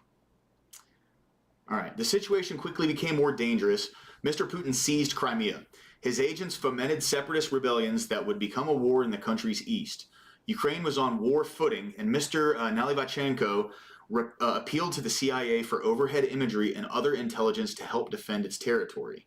With violence escalating, an unmarked U.S. government plane touched down at an airport in Kiev carrying John Brennan. Oh, fuck. Yep. The then director of the CIA. Yeah. The director went out there. He told Nalyvaichenko that the CIA was interested in developing a relationship, but only at a pace the agency was comfortable with, according to U.S. and Ukrainian officials. And that, that is how, going back to this, we just couldn't get enough of it. Power is like heroin. You start off with a pace that you're comfortable with, and it fucking spirals out of control. To the CIA, the unknown question was how long Mr. Nalyvaichenko and the pro-Western government would be around. The CIA had been burned before in Ukraine. Following the breakup of the Soviet Union in '91, Ukraine gained independence and then veered between competing political forces, those that wanted to remain close to Moscow and those that wanted to align with the West. During the previous stint as spy chief, Mr. Nalyvaichenko started a similar partnership with the CIA, which dissolved when the country swung back toward Russia.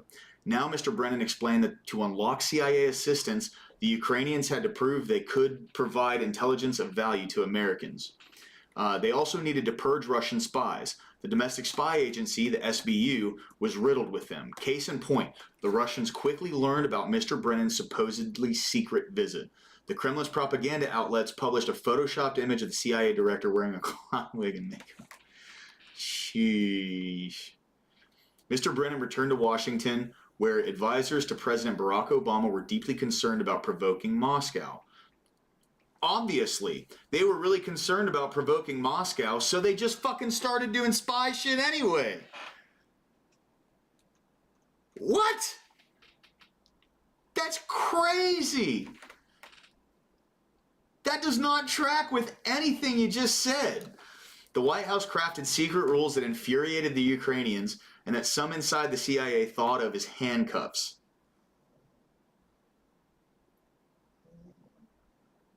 The rules barred intelligence agencies from providing any support to Ukraine that could be reasonably expected to have lethal consequences. Well, that lasted a long time, didn't it?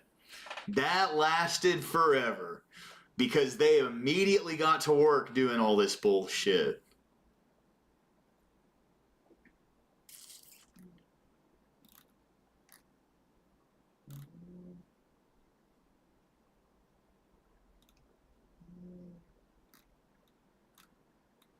The result was a delicate balancing act. The CIA was supposed to strengthen Ukraine's intelligence agencies without provoking the Russians. The red lines were never precisely clear, which created a persistent tension in the partnership.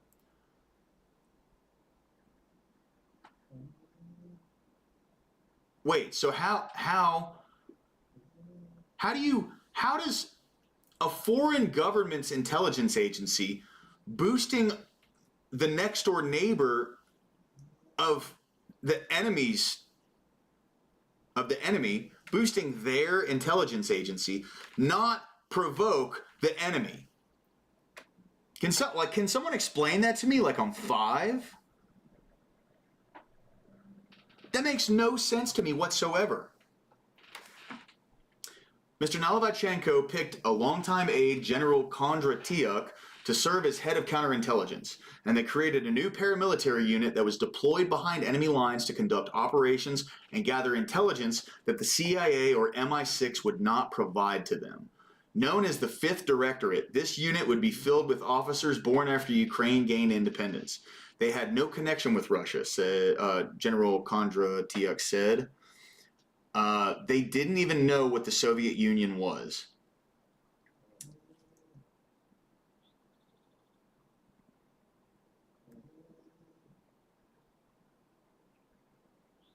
Let me read this again. Hold on. Wait.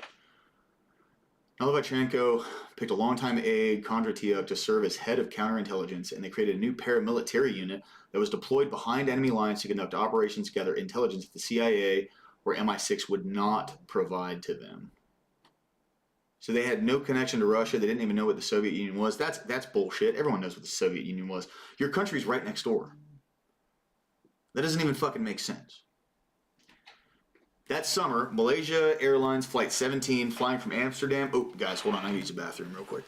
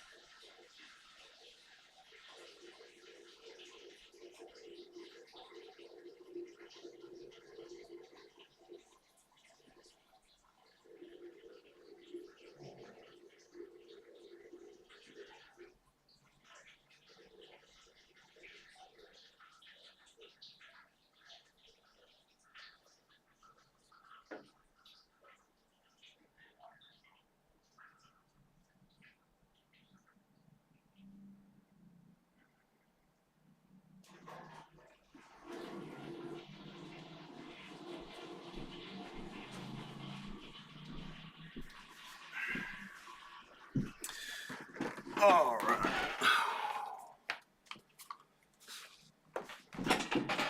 Oh shit, my bad. I did not mean to leave that go. Or, shit, I thought I muted my fucking mic. my bad, dude. Sorry. I drink a lot of water. That's...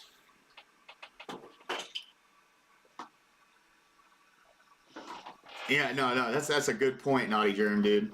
I have no idea how we're gonna be able to tell. We can hear you, Mike.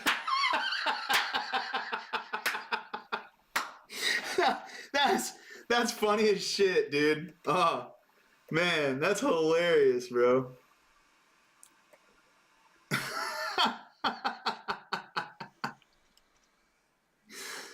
All right.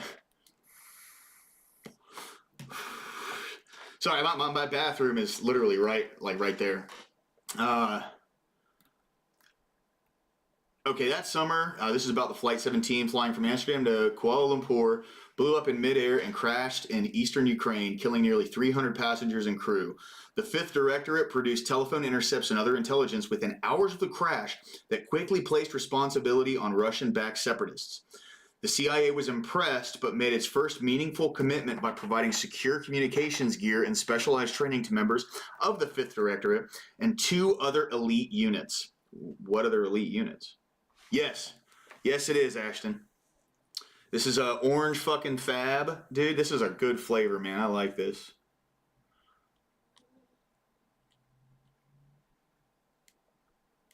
This is a good one. But, the Ukrainians wanted fish, and we, for policy reasons, couldn't deliver that fish, said a former U.S. official, referring to intelligence that could help them battle the Russians. But we were happy to teach them how to fish and deliver fly fishing equipment. So we're not going to pull the trigger. We're just going to give you the bullets, the guns, and show you how to pull the trigger.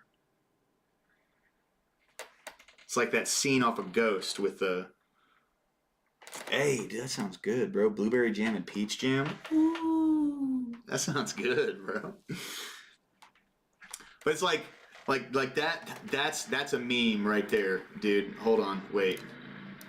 I don't know anybody my age. This is a movie that's a little before my time, but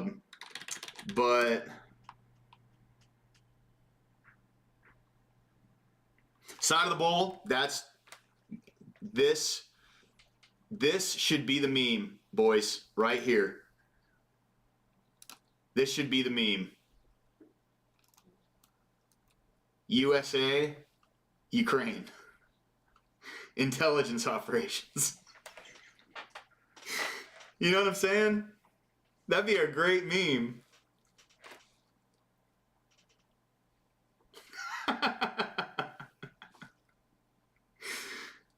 Or wartime strategies right over the pottery. You know what I'm saying?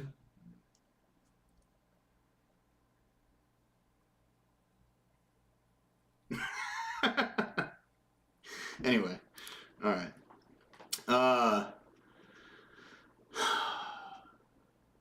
It blew up in midair, crashed in the eastern Ukraine, killing nearly 300 passengers and crew. The Fifth Directorate produced telephone intercepts and other intelligence within hours of the crash that quickly placed responsibility on Russian-backed separatists. The CIA was impressed, first meaningful commitment by providing secure communications gear and specialized training to members of the Fifth Directorate and 2 other elite units. What other elite units? Why can you tell us about this one, but not name those 2? The Ukrainians wanted fish. Oh, yeah. This was that thing we were just talking about. A secret Santa. In the summer of 2015, Ukraine's president Petro Poroshenko shook up the domestic service and installed an ally to replace Mr. Nalyvaichenko, the CIA's trusted partner. But the change created an opportunity elsewhere. In the reshuffle, Kondratyuk was appointed as the head of the country's military intelligence agency, known as the HUR, where years earlier he had started his career. That was when the CIA trained him, I'm guessing, because that's what they were talking about just up there. It would be an early example of how personal ties, more than policy shifts, would deepen the CIA's involvement in Ukraine. Yes, because they started to get a little power and were able to get an edge up over Russia, and that power snowballed from there. They needed more. They wanted more, right? Unlike the domestic agency, the HUR had the authority to collect intelligence outside of the country, including in Russia. But the Americans had seen little value in cultivating the agency. The HUR had the authority to collect intelligence outside the country, including in Russia. But the Americans had seen little value in cultivating the agency because it wasn't producing any intelligence of value on the Russians, and because it was seen as a bastion of Russian sympathizers. Trying to build trust, General Kondratyuk arranged a meeting with his American counterpart and the Defense Intelligence Agency and handed over a stack of secret Russian documents. But senior DIA officials were suspicious and discouraged building closer ties. That didn't last either. The general needed to find a more willing partner. Months earlier, while still with the domestic agency, General Kondratyuk visited the CIA headquarters in Langley. In those meetings, he met a CIA officer with a jolly demeanor and a bushy beard who had been tapped to become the next station chief in Kiev. Who was that? This is Nalyvaichenko. Okay. After a long day of meetings, the CIA took General Kondratyuk to a Washington Capitals hockey match where he and the incoming station chief sat in a luxury box and loudly booed Ovechkin, the team star player from Russia. The station chief had not yet arrived when General Kondratyuk handed over the CIA the secret documents about the Russian Navy. There's more where this came from, he promised, and the documents were sent off to analysts in Langley. The analysts conclude the documents were authentic, and after the station chief arrived in Kiev, the CIA became General Kondratyuk's primary partner. General Kondratyuk knew he needed the CIA to strengthen his own agency. The CIA thought the general might be able to help Langley too. It struggled to recruit spies inside China because its case officers were under heavy surveillance. For a Russian, allowing oneself to be recruited by an American is to commit the absolute ultimate in treachery and treason. But for a Russian to be recruited by a Ukrainian, it's just friends talking over a beer. Oof. The new station chief began regularly visiting Kondratyuk, whose office was decorated with an aquarium where yellow and blue fish, natural colors of Ukraine, swam circles around a model of sunken Russian submarine. That's pretty funny. And two men became close, which drove the relationship between the two agencies, and Ukrainians gave the new station chief an affectionate nickname, Santa Claus. Okay. In 2016, Kondratyuk flew to Washington for meetings with Scattergood, an estate in the CIA campus in Virginia, where the agency often feats visiting dignitaries. I'm fucking white trash. I don't know what that means.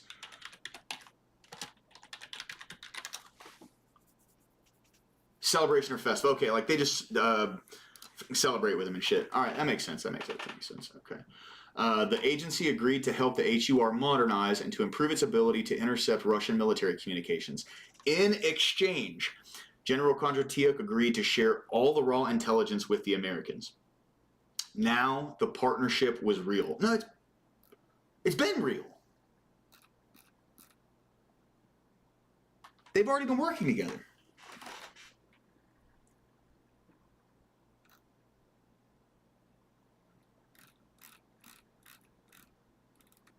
So they're saying like now it's the most solidified that it was up until this point?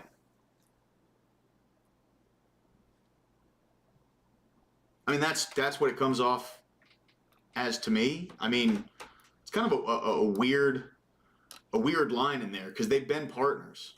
They've been working together at this point for 2 years. Today, the narrow road leading to the secret base is framed by minefields, seated as a line of defense in the weeks after Russia's invasion. The Russian missiles, yeah, right, Secret Santa, exactly, yeah. The Russian missiles that hit the base had seemingly shut it down, but just weeks later, the Ukrainians returned. With money and equipment provided by the CIA, crews under Dvoretsky's command began to rebuild, but underground. To avoid detection, they only worked at night and when Russian spy satellites were not overhead. Workers also parked their cars in distance away from the construction site. In the bunker, Dvoretsky appointed to communications equipment and large computer servers, some of which were financed by the CIA. He said his teams were using the base to hack into the Russian military's secure communications networks. This is the thing that breaks into satellites and decodes secret conversations, Dvoretsky told a Times journalist on a tour, adding that they were hacking into spy satellites from China and Belarus too. Another officer placed 2 recently produced maps on a table as evidence of how Ukraine is tracking Russian activity around the world. See, now, when they just casually fucking drop this in though.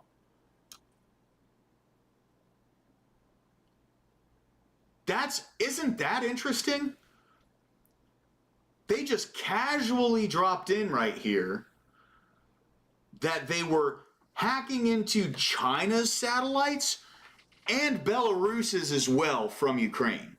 So this was not just a Russian act. There was not just Russian activity going on in Ukraine.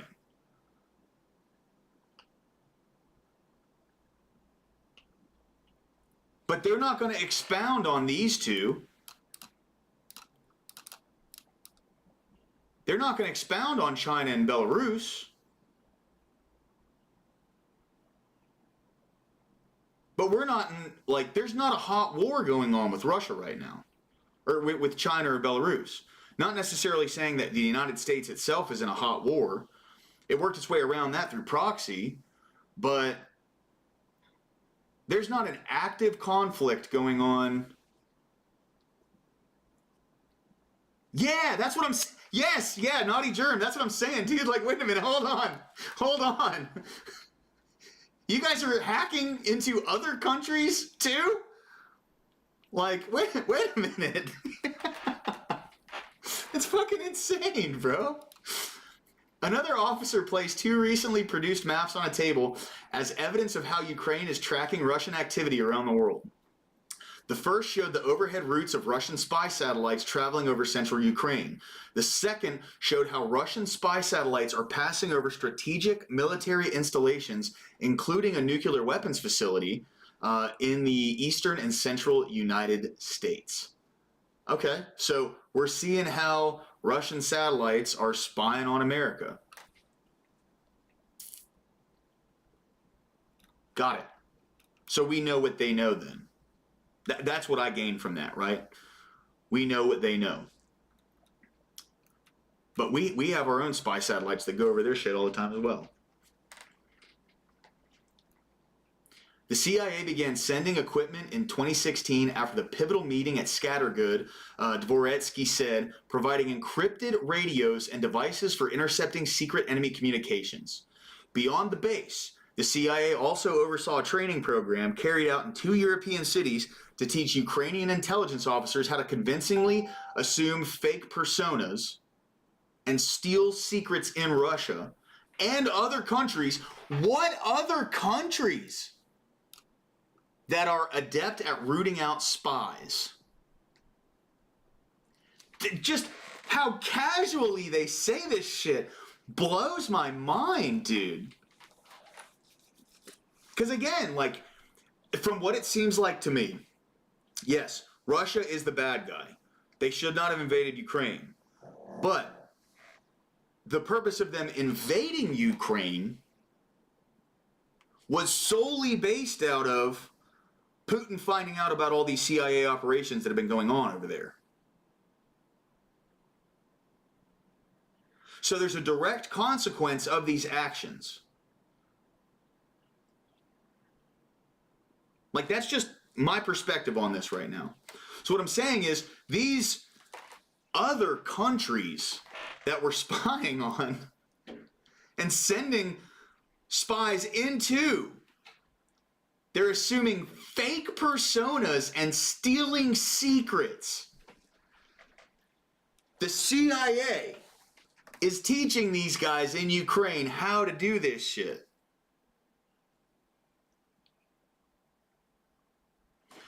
Do they not think, like I understand why they're not talking about it. I understand why. But there's going to be ramifications for this as well. There's going to be consequences for these things. The program was called Operation Goldfish, which derived from a joke about a Russian-speaking goldfish who offers 2 Estonians wishes in exchange for its freedom. The punchline was that one of the Estonians bashed the fish's head with a rock, explaining that anything speaking Russian could not be trusted. That's classic Russian comedy, I guess. I don't know, dude. The Operation Goldfish officers were soon deployed to 12 newly built forward operating bases constructed along the Russian border. From each base, Kondratyuk said the Ukrainian officers ran networks of agents who gathered intelligence inside.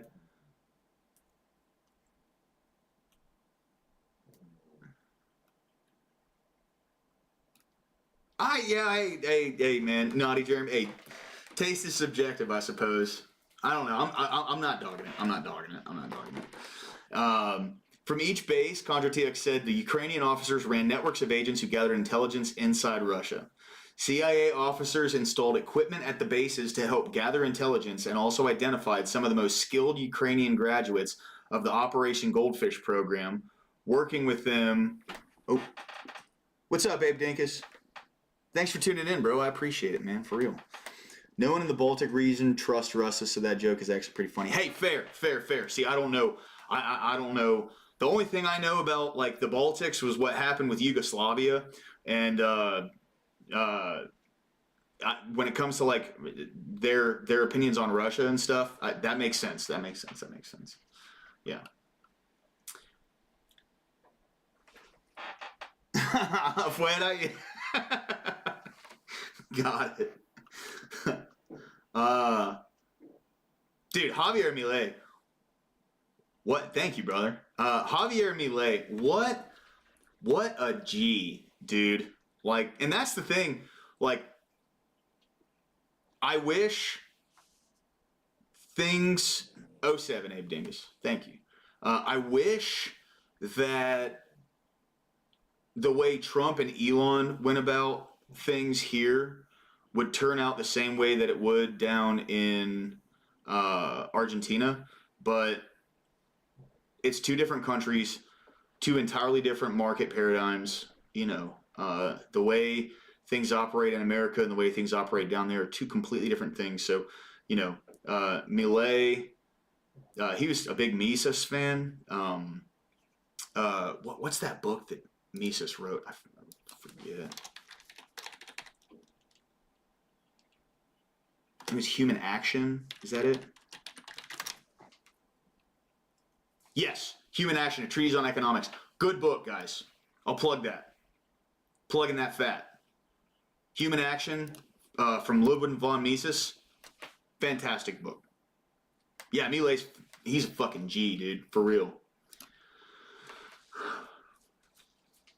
All right, so where was I at? I was right here. CIA officers installed equipment at the bases to help gather intelligence and also identified some of the most skilled Ukrainian graduates of the Operation Goldfish program, working with them to approach potential Russian sources. These graduates then trained sleeper agents on Ukrainian territory meant to launch guerrilla operations in case of occupation.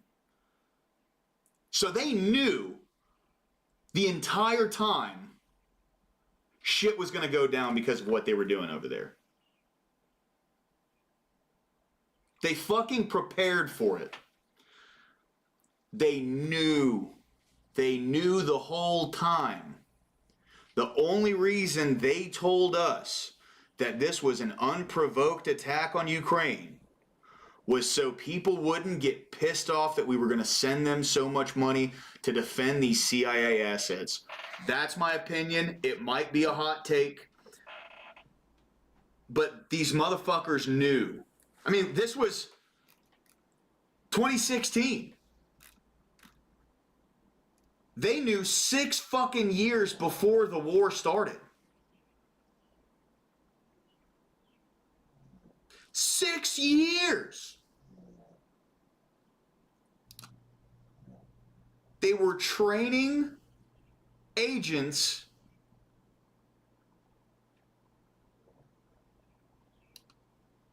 on Ukrainian territory that were going to launch guerrilla operations in case of occupation.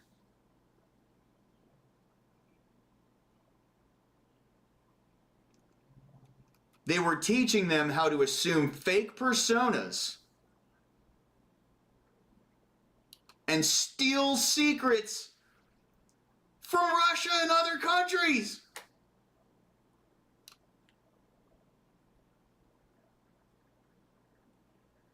I mean, this is fucking fucking crazy, dude. It can often take years for the CIA to develop enough trust in a foreign agency to begin conducting joint operations.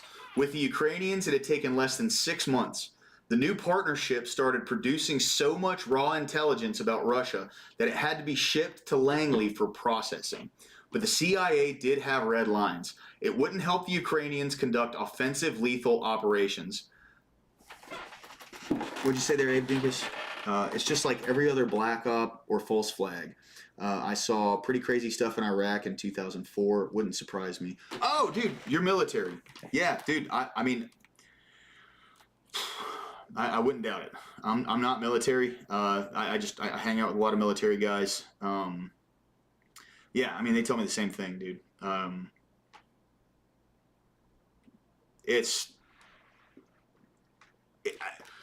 To me, right? Like, I mean, it makes total sense why they didn't release this article until 2 years later. Like, very fucking simple why they didn't do that. Because they knew if they would have released this article the same time Russia had initiated its invasion into Ukraine, there would have been nowhere fucking near the amount of support. Nowhere near. So of course they get the however many hundreds of millions of dollars. What was U.S. Ukraine funding? Okay, so that's just what's committed, right? This isn't actually how much money's gone over there. The U.S. has committed over $174 billion in aid to Ukraine since the start of the war. So here's the Ukraine oversight. Let's go directly to the government website. So since Russia's full-scale invasion of Ukraine in February 2022, Congress has appropriated or otherwise made available, doesn't necessarily mean spent, nearly $183 billion for Operation Atlantic Resolve and the broader Ukraine response. Here's my question, though, right?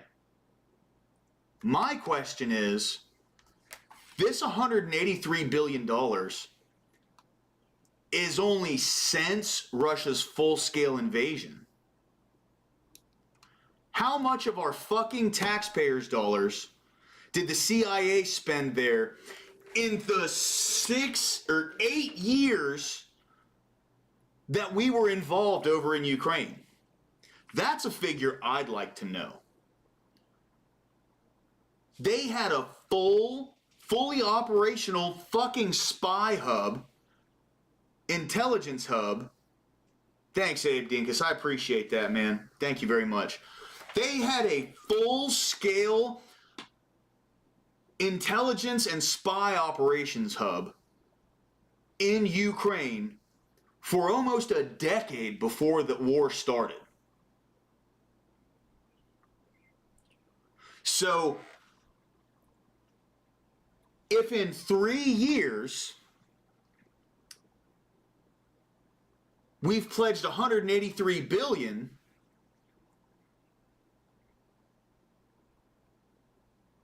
how the fuck much did we spend over there in the years prior to that?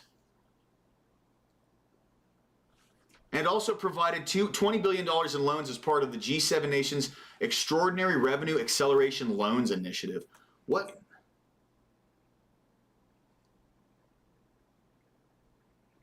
The Special IG for OAR has collected funding from all 14 federal agencies that were authorized to receive funds through the Ukraine Supplemental Appropriations Act, including the DOD, the state, and the USAID, which fucking rest in piss, dude. Fuck USAID. Rest in piss. Anyway. They installed the equipment, went through this.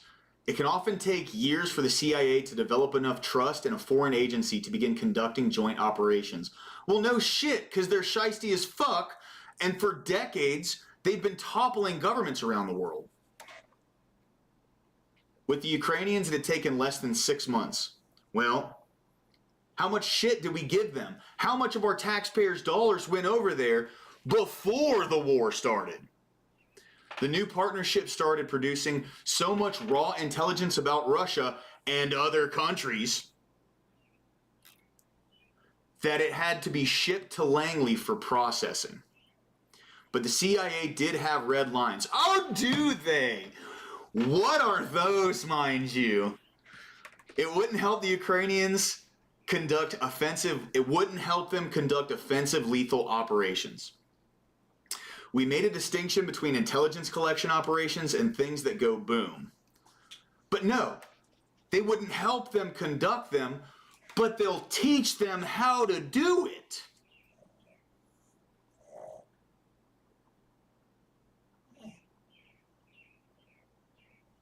They already said, we gave them the guns, we gave them the ammo, we taught them how to aim, we showed them where their finger goes.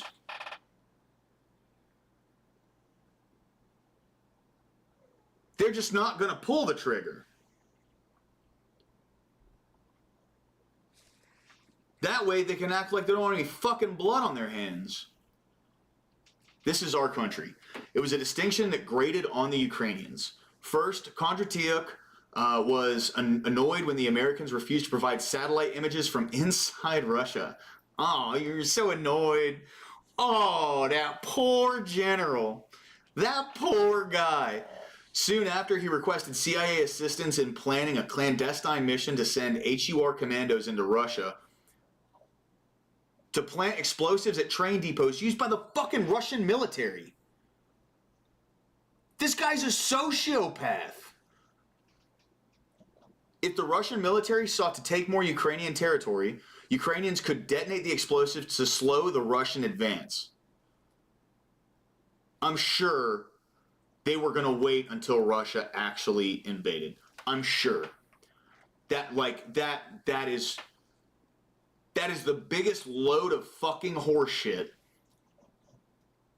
Oh my God, what a fucking sociopath, dude.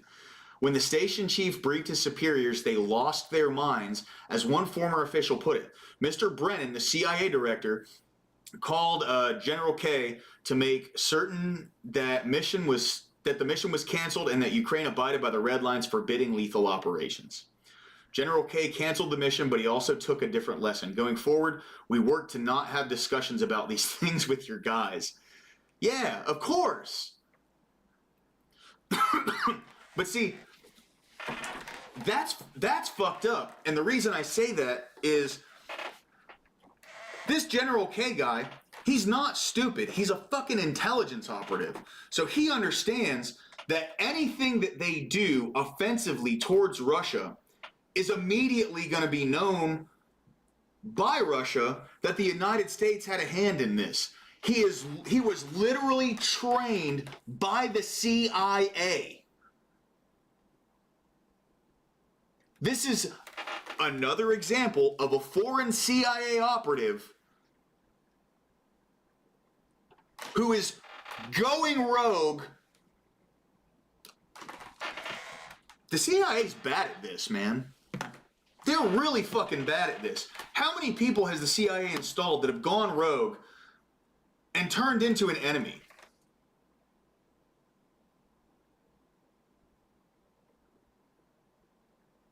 Because right now I can name 3. Osama bin Laden, Saddam Hussein, and General Koch here. Late that summer, Ukrainian spies discovered that Russian forces were deploying attack helicopters at an airfield on the Russian-occupied Crimean Peninsula, possibly to stage a surprise attack. General K decided to send a team into Crimea to plant explosives at the airfield so they could be detonated if Russia moved to attack. This time, he didn't ask the CIA for permission. Of course not. Why the fuck would he? We gave him enough power to do it on his own. He doesn't need the CIA's permission. He turned to Unit 2245, the commando force that the CIA trained, known as Ground Department, the commando force that received specialized military training from the CIA's elite paramilitary group. So, funny how they word it that way, because they don't want to say that he received training from the CIA. It was from their elite paramilitary group known as Ground Department, right? Which is just, they got fucking trained by the CIA. The intent of this training was to teach defense techniques, but CIA officers understood that without their knowledge, the Ukrainians could use the same techniques in offensive lethal operations. So let me reiterate the fact that every single bit that the CIA has been doing thus far that we've read into over in Ukraine cost the taxpayers money. Every single bit. So we've been paying for this shit for over a decade now.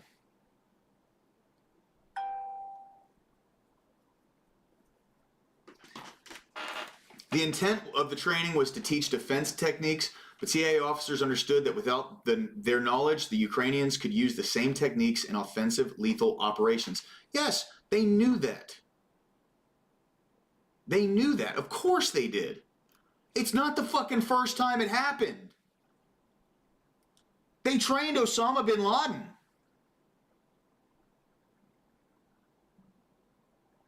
This is not a conspiracy theory. This is the truth.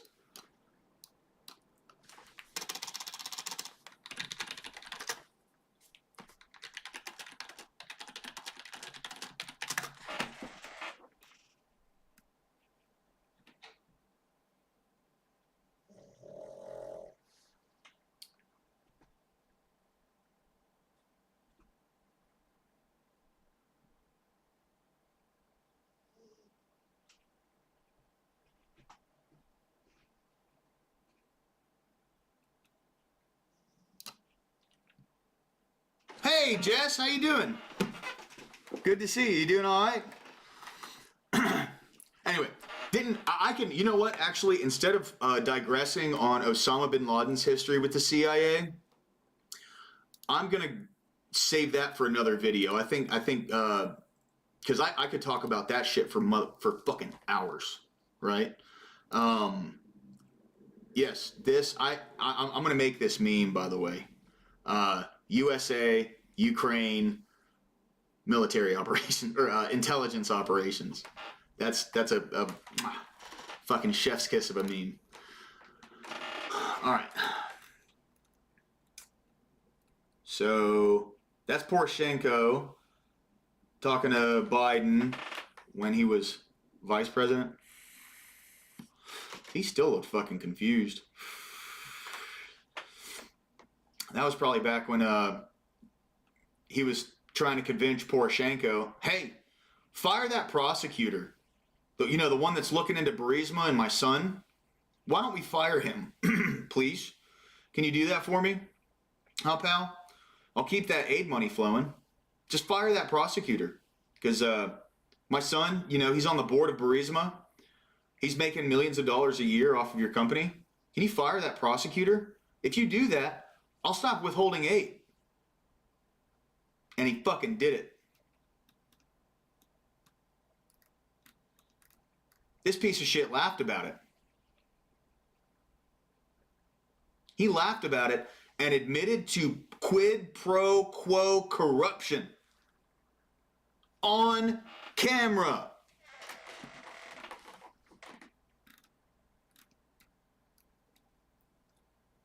This is General Budanov. At the time, the future head of Ukraine's military intelligence agency, General Budanov, was a rising star in Unit 2245. He was known for daring operations behind enemy lines and had deep ties to the CIA. The agency had trained him and also taken the extraordinary step of sending him for rehabilitation to Walter Reed National Military Medical Center in Maryland after he was shot in the right arm during fighting in the Donbass. Disguised as Russian uniforms. Now see, hold on, let me get a timeline on where we're at right here, because this, I'm pretty sure this is still back in 2016. Yeah? We're still talking about back in 2016. So again, this conflict has been going on for, yes, Naughty Germ, exactly.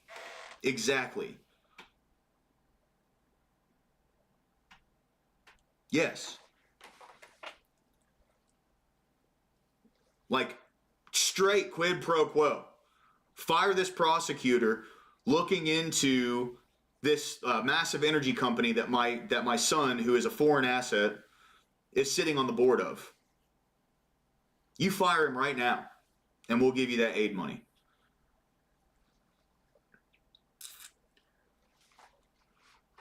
But to touch back on the point that I've been making, this conflict did not start in 2022.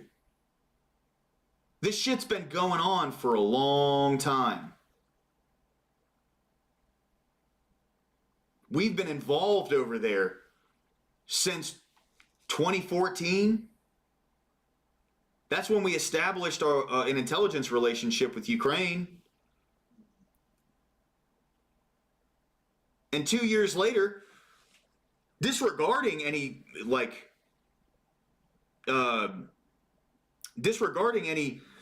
progress that they made in what they were doing over the next 2 years, by 2016 we had a full-scale fucking intelligence gathering operation over there.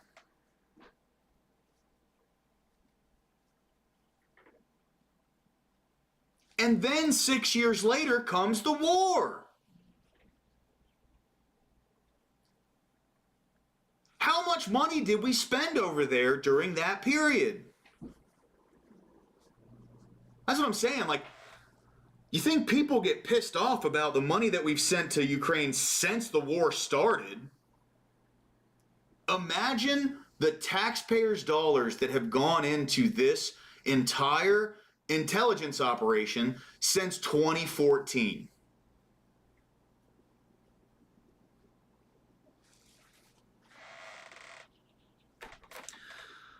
All right, disguised in Russian uniforms, the then Lieutenant Colonel Budanov led commandos across a narrow gulf in inflatable speedboats, landing at night in Crimea. But an elite Russian commando unit was waiting for them. The Ukrainians fought back, killing several Russian fighters, including the son of a general, before retreating to the shoreline, plunging into the sea, and swimming for hours to Ukrainian-controlled territory. Hey, you gotta give it to them. That's pretty badass. These motherfuckers jumped into the sea. Does it say what month it was?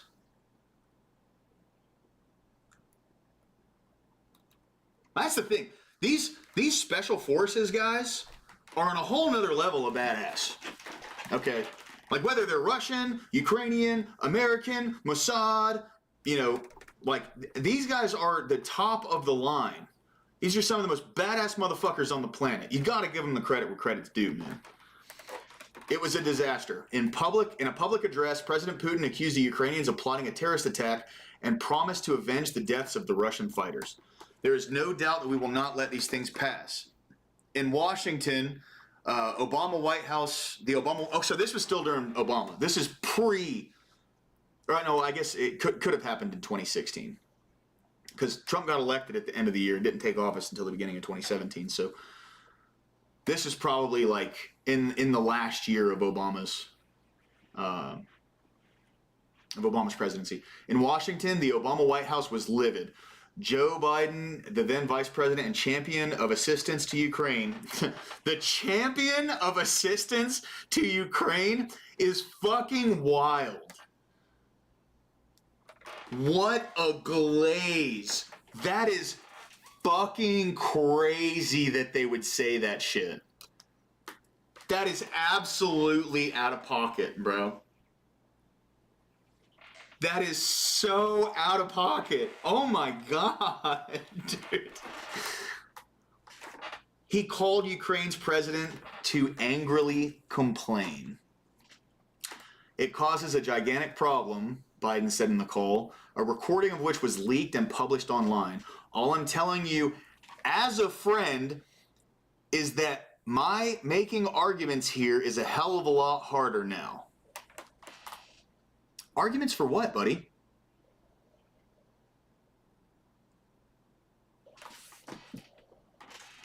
Arguments for what, Joe? Some of Mr. Obama's advisors wanted to shut the CIA program down, but Mr. Brennan persuaded them that doing so would be self-defeating, given the relationship was starting to produce intelligence on the Russians as the CIA was investigating Russian election meddling. Mr. Brennan got on the phone with General K to again emphasize the red lines. The general was upset. This is our country, it's our war, and we've got to fight. The blowback from Washington cost General K his job, but Ukraine didn't back down. This is pro-Russian rebel commander Pavlov, known as Motorola, saluting while taking part in a military parade in Donetsk in eastern Ukraine in 2016. So yeah, this was a hot button issue over there for years. Eastern Ukraine was pro-Russia. Western Ukraine was pro-West, right? Like this is...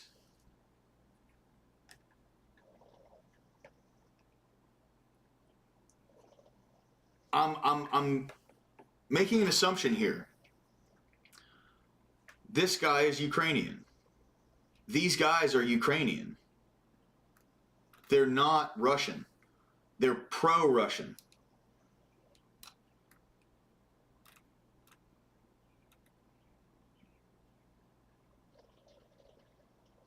Oh, car bomb. Interesting. Police officials examining the wreckage of Maxim Shapoval's car after he was killed in an explosion in Kiev in 2017. See, it's like slowly ramping up, right? It's slowly ramping up.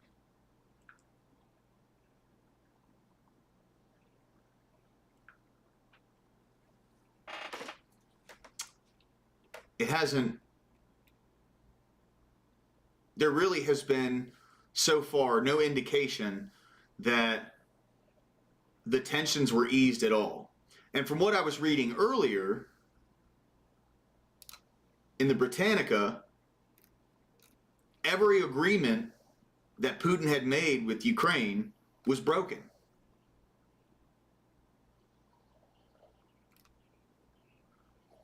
But now my question is, after reading into all this,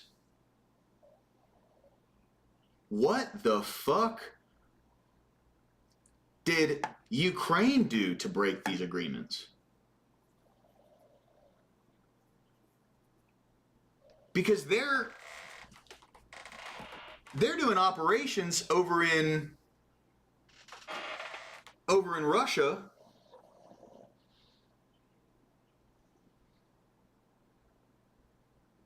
And there's generals that are planning explosives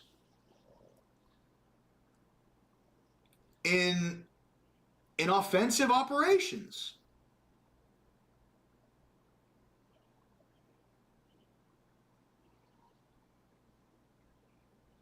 So to what degree did Ukraine also break these agreements with Russia? I'm not taking Russia's side here. There's no good guy in this. These are both shitty forces. I mean, right here.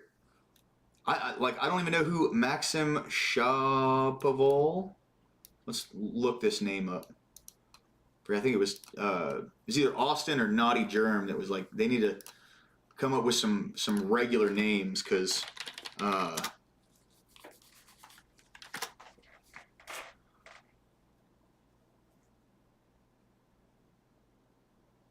yeah, so that was a colonel that was killed in a car bombing, and he was the head. Yes, yeah, Naughty Germ, absolutely. Yeah, it's a handshake with a knife behind the back, absolutely. Classic. But this was a colonel for the Ukrainian military, and he was the head of the special forces for that 5th Directorate.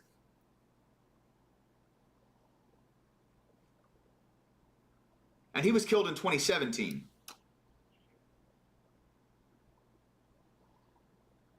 Russia knew what the fuck they were doing. They knew who he was. You mean to tell me that the colonel that they assassinated in a car bomb just so happened to be the same colonel that was the head of the the chief intelligence directorate for Ukraine? Is that just a coinkydink? Fucking doubt it. One day after General K was removed, a mysterious explosion in the Russian-occupied city of Donetsk in eastern Ukraine ripped through an elevator carrying a senior Russian separatist commander named Arsen Pavlov, known by his nom de guerre, Motorola. Okay, so they also bombed this guy.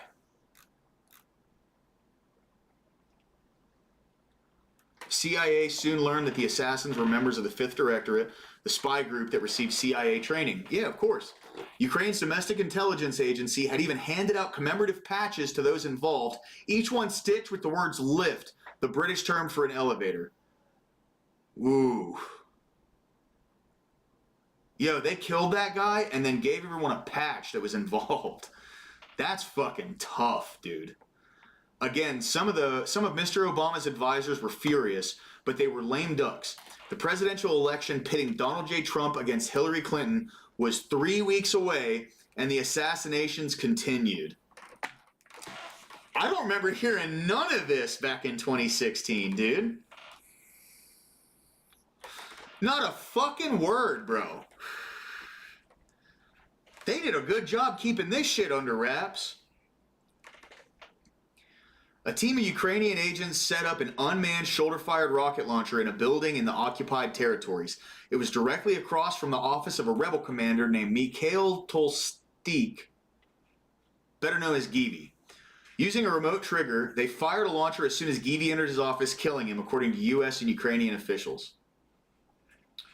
So they were assassinating people left and right back in 2017.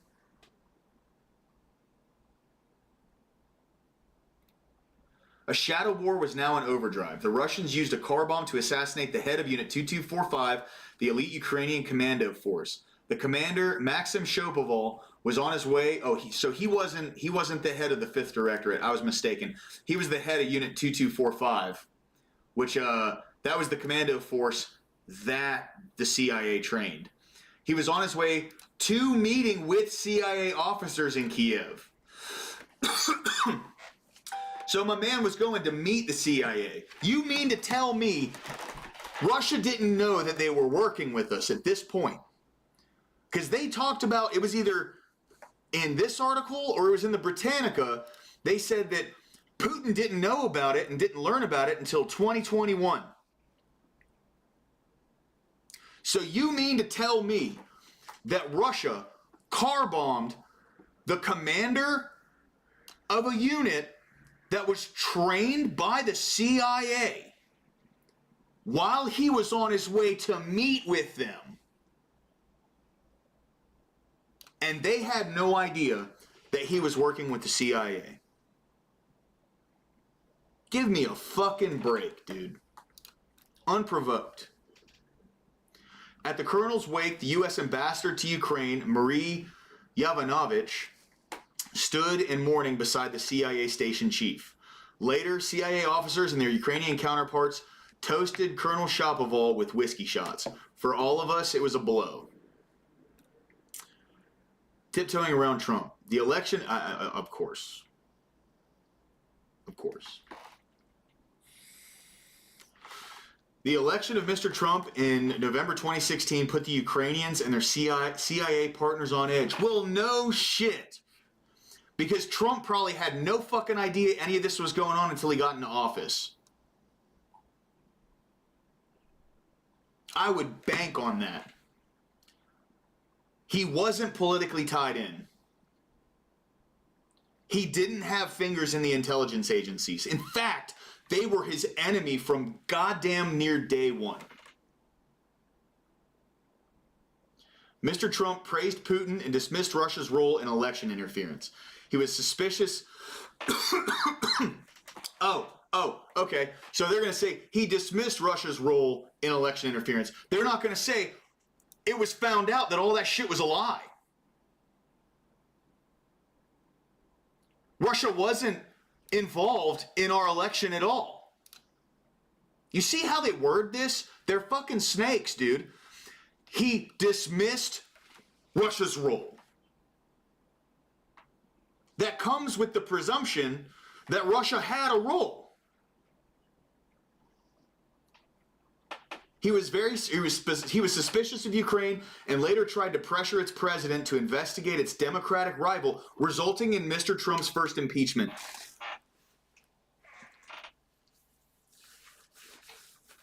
Again, Britannica did the same shit.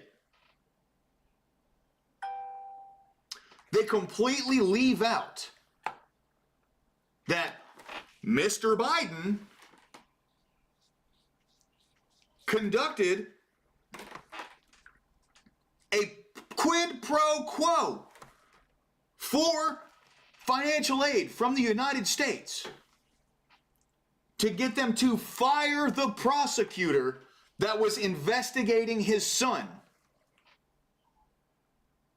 But they don't mention that. They mention that Trump tried to pressure Zelensky to investigate his Democratic rival. But that prosecutor was already investigating Hunter during the Obama administration.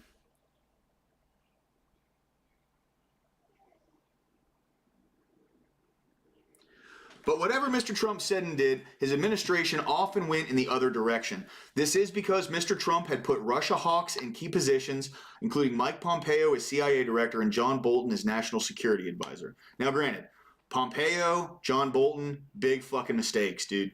Big mistakes. They visited Kiev to underline their full support for the secret partnership, which expanded to include more specialized training programs and the building of additional secret bases.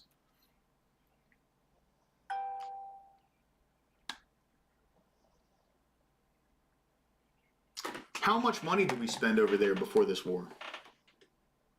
In the years leading up to the actual invasion, how much fucking money was sent over to Ukraine?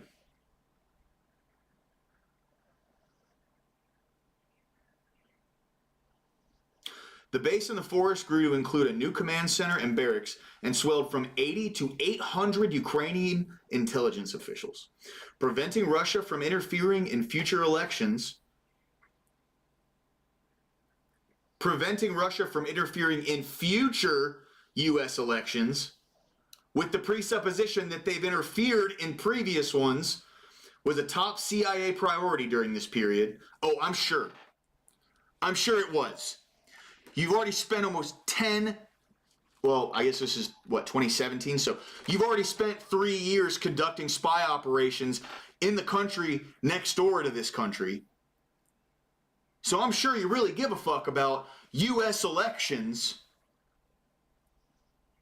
when there's fucking car bombs and elevator bombs going off, high-ranking officials in Ukraine that are pro-Russian and pro-Ukrainian are getting blasted to pieces. I'm sure their priority during this period was to stop Russia from interfering in future elections. Who said that, by the way? The only person saying that is the fucking New York Times. That's not a quote.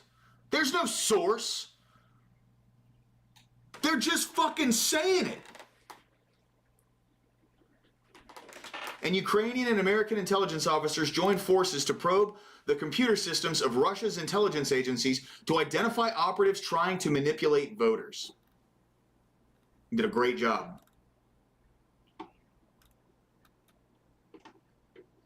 Yeah, they don't want Russia manipulating American voters, because how are they going to manipulate American voters? This town ain't big enough for the two of us. You know what I'm saying? In one joint operation, a HER team duped an officer from Russia's military intelligence service into providing information that allowed the CIA to connect Russia's government to the so-called Fancy Bear hacking group, which had been linked to election interference efforts in a number of countries. General Budanov, whom Mr. Zelensky tapped to lead the HER in 2020, said of the partnership, "It only strengthened. It grew systematically. The cooperation expanded to additional spheres and became more large scale." The relationship was so successful that the CIA wanted to replicate it with other European intelligence services that shared a focus in countering Russia. The head of Russia House, the CIA department overseeing operations against Russia, organized a secret meeting at The Hague. There, representatives from the CIA, Britain's MI6, the HER, the Dutch service, a critical intelligence ally, and other agencies agreed to start pooling together more of their intelligence on Russia. So now, not only is the CIA involved in this, there's 3 foreign countries in Ukraine assisting in these intelligence operations. The Dutch, the British, and the US. As well as the HUR, but they're Ukrainian, they're not foreign. So we can say 4 total, but 3 foreign. And these are all NATO allies. Not Ukraine, obviously. CIA, Britain, and the Dutch, right? Like, are the Dutch in NATO? Yes. The Netherlands are part of NATO. So 3 NATO countries were conducting spy operations out of Ukraine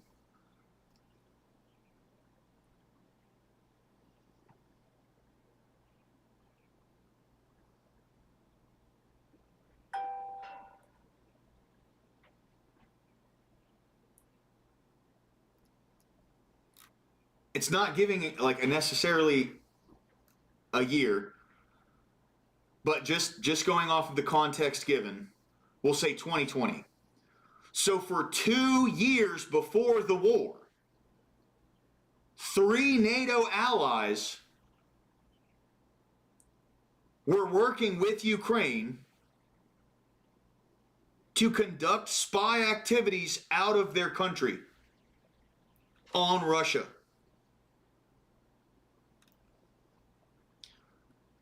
The result was a secret coalition against Russia, and the Ukrainians were vital members of it. In March 2021, the Russian military started massing troops along the border with Ukraine. As the months passed, the more troops encircled the country. The question was whether Mr. Putin was manning a feint or preparing for war. Of course he was preparing for war. You mean to tell me, a year after 3 NATO allies end up in Ukraine, conducting spy operations on fucking Russia and other countries, notably they talked about Belarus and China earlier, that he's not going to put his fucking troops on the border and run in there? Look, I'm not pro-Russian, but only one side is saying this was unprovoked. Okay?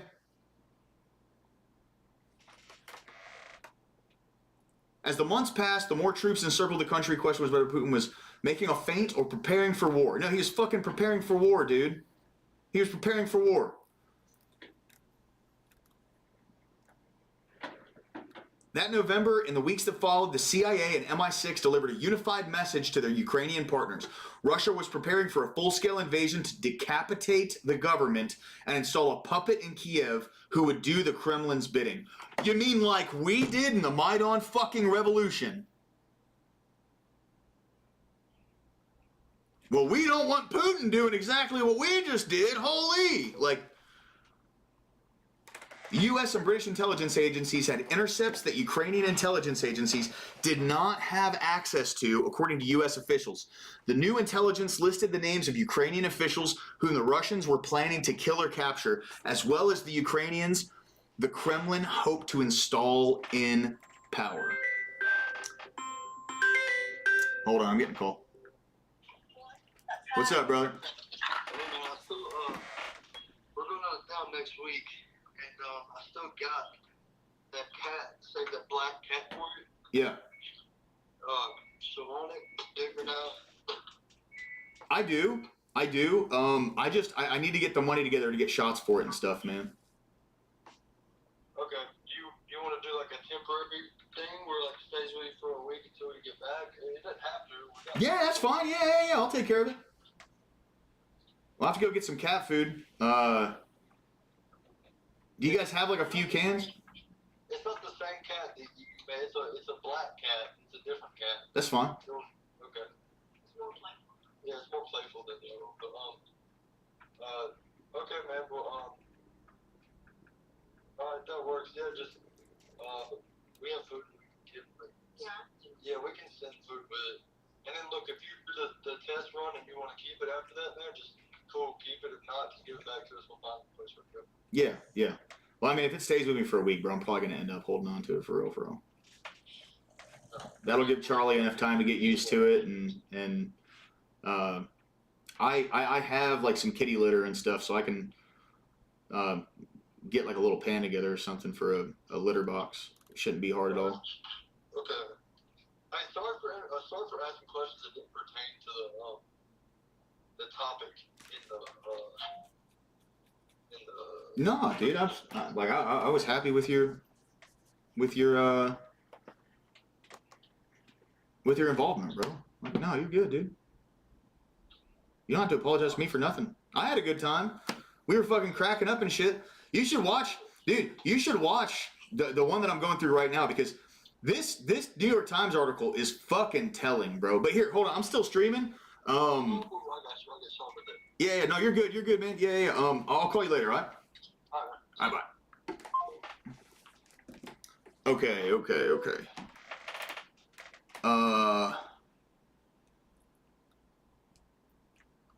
President Zelensky and some of his top advisors appeared unconvinced even after Mr. Burns, the CIA director, rushed to Kiev in January 2022 to brief them. As the Russian invasion neared, CIA and MI6 officers made final visits in Kiev with their Ukrainian peers. One of the MI6 officers teared up in front of the Ukrainians out of concerns that the Russians would kill them. No. They were like, oh, fuck. We're about to... Oh, yeah, me too, buddy. Me too. Yeah. I actually, so my dog, Charlie, he loves cat toys. Like the little, they're kind of like fishing poles that have,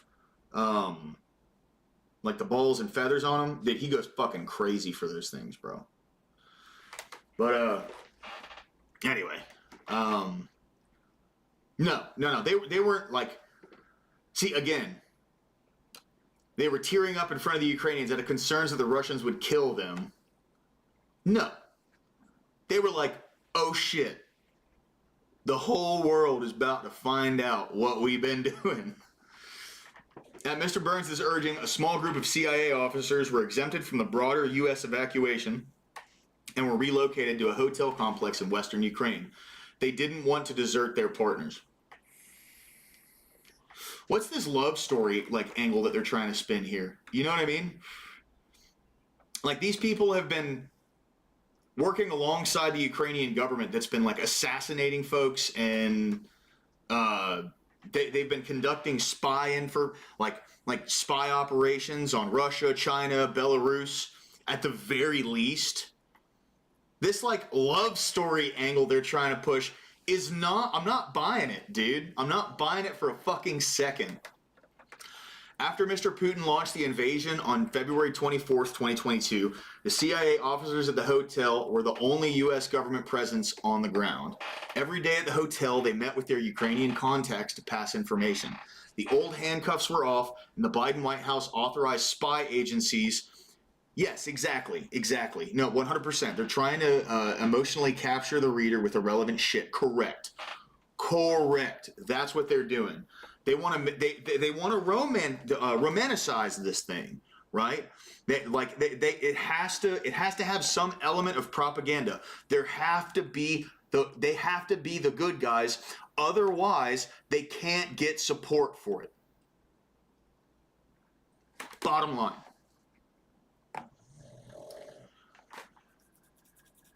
The Biden White House authorized spy agencies to provide intelligence support for lethal operations against Russian forces. So, we were already there. We were already doing shit.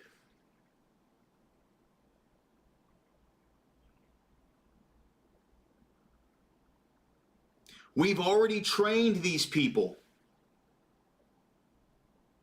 And as it said before, we trained them and showed them what they needed to do to conduct guerrilla warfare operations against Russia in the case of an invasion, because they knew it was going to be fucking inevitable. They knew it could only last so long.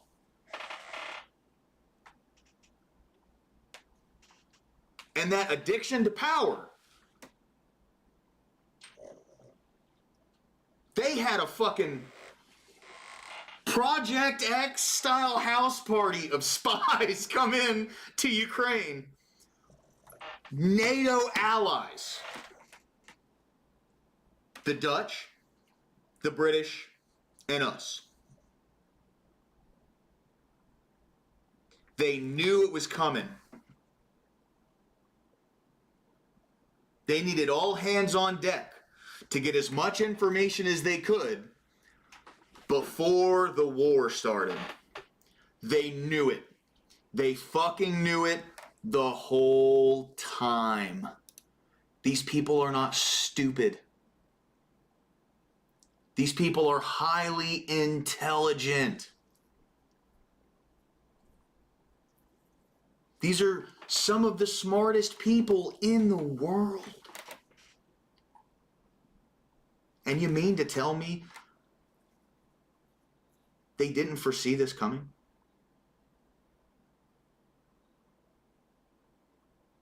After all the bloodshed we've already seen, this is right up to the fucking invasion. I mean, it did nothing but snowball from there, right? Now it's the body count's in like the hundreds of thousands. Could be over 1 million.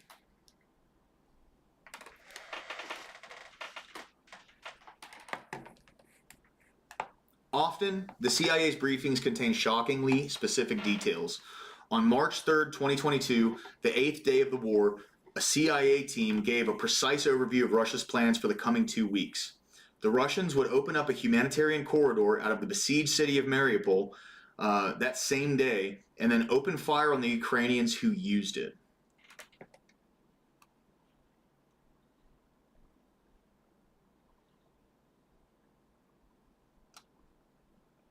Yeah, buddy. Yes, sir. You're goddamn right. 1984 in the flesh. Clutch. The Russians planned to encircle the strategic port of Odessa, according to the CIA, but a storm delayed the assault and the Russians never took the city. Then, on March 10th, the Russians intended to bombard 6 Ukrainian cities that had already entered coordinates into cruise missiles for these strikes. The Russians were also trying to assassinate top Ukrainian officials, including Mr. Zelensky, which they'd already done. It's nothing new. In at least one case, the CIA shared intelligence with Ukraine's domestic agency that helped disrupt a plot against the president, according to a senior Ukrainian official. Because we already have this entrenched intelligence network over in Ukraine. We know what they're going to do before they do it. We're tapping into their fucking spy satellites. We're getting every bit of their communications. When the Russian assault on Kiev had stalled, the CIA station chief rejoiced and told his Ukrainian counterparts that they were punching the Russians in the face, according to a Ukrainian officer who was in the room.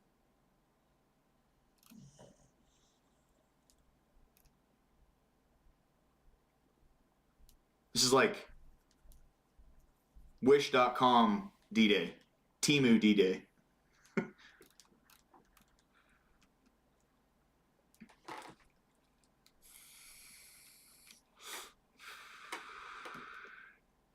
So is this Russian or crowds gather for food handouts in the southern Ukrainian city of Kherson after it was retaken from Russian occupation? Okay, so this was after they retook the city. This is Ukraine giving out food to people who are obviously starving. I mean, like, you know, one thing Russia's known for is diverting resources. You know what I mean? Within weeks, the CIA had returned to Kiev, and the agency sent in scores of new officers to help the Ukrainians. A senior U.S. official said the CIA's sizable presence. Are they pulling triggers? No. Are they helping with targeting? Absolutely. Goes right back to that meme that I brought up earlier. I'll bring it up one more time. I'm gonna save that actually. Where is the ghost scene pottery?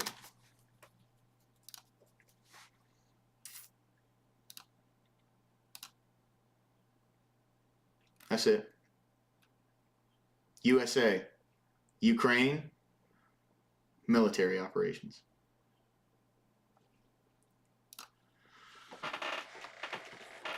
Some of the CIA officers were deployed to Ukrainian bases.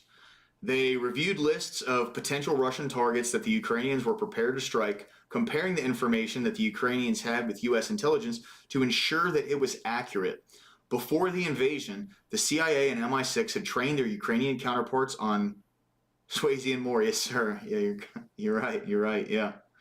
It's Biden and Zelensky, you know. And building clandestine and partisan networks. In the southern Kherson region, which was occupied by Russia in the first weeks of the war, whose partisan networks sprang into action, according to General K, assassinating local collaborators and helping Ukrainian forces target Russian positions. In July 2022, Ukrainian spies saw Russian convoys preparing to cross a strategic bridge across the Dnipro River and notified MI6. British and American intelligence officers then quickly verified the Ukrainian intelligence using real-time satellite imagery. MI6 relayed the confirmation, and the Ukrainian military opened fire with rockets, destroying the convoys. At the underground bunker, General D had a German anti-aircraft system now defends against Russian. Said a German anti-aircraft system now defends against Russian attacks.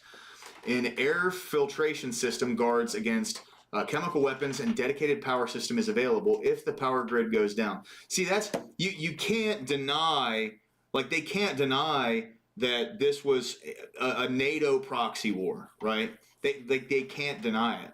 That there's no way they can deny it. Now, obviously, a lot of people haven't read this.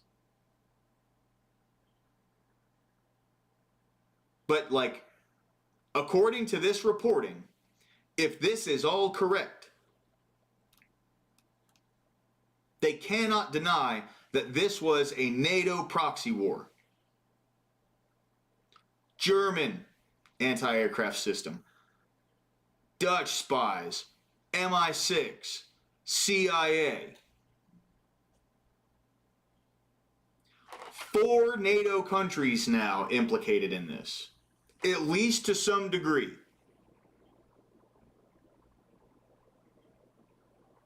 And even fight them over there so we don't have to fight them over there. Yes. Yeah.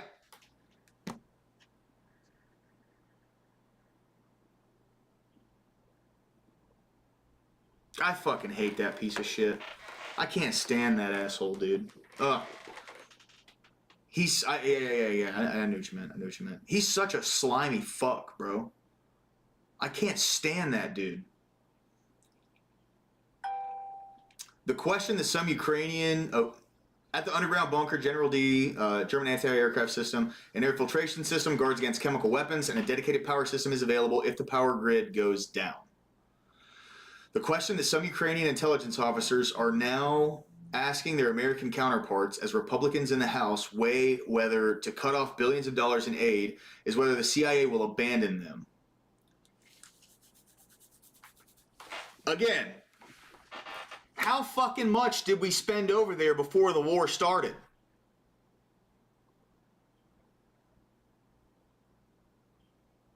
How much? That's a figure no one has talked about, actually.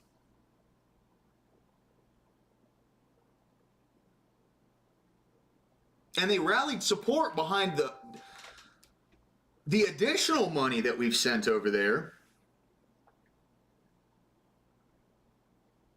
by saying that this was an unprovoked attack from Russia. And that we didn't get in any case involved in Ukraine until the war.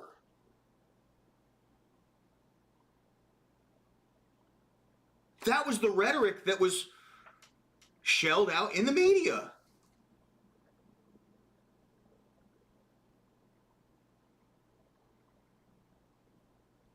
Now that's obviously bullshit. The question that some Ukrainian intelligence officers are now asking their American counterparts, as Republicans in the House weigh in to cut off billions of dollars aid, is whether the CIA will abandon them. Well, no, I don't think so. The CIA has too many assets over there. There's too much important shit in Ukraine now. We can't get out.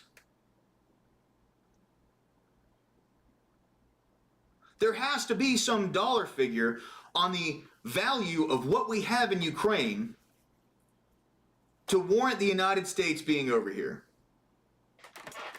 Ukraine is like, y'all are paying our politicians' pension and are now threatening to stop. Are you going to abandon us in our time of need? How could you? Yeah, no shit, dude. 100%. 100%.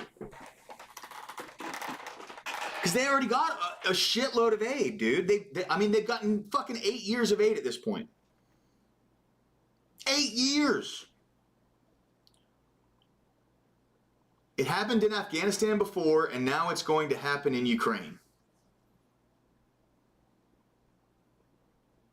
You know what the difference between Afghanistan and Ukraine is? 10 years. We were in Afghanistan for 20. We were here for 10. Fucking A, dude. Referring to Mr. Burns' visit to Kiev last week, a CIA official said, "We have demonstrated a clear commitment to Ukraine over many years, and this visit was another strong signal that the U.S. commitment will continue." The CIA and her have built 2 other secret bases to intercept Russian communications, and combined, how much money did that cost? And combined with the 12 forward operating bases. How much money does 12 forward operating bases cost the American taxpayer? Because Ukraine didn't fucking pay for that.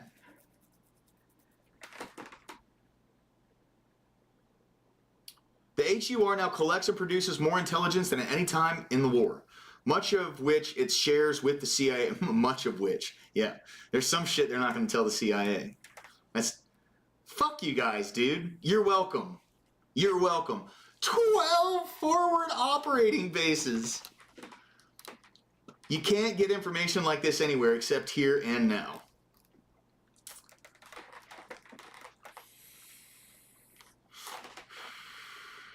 Oh, I thought that was Detroit. Oh, that's it.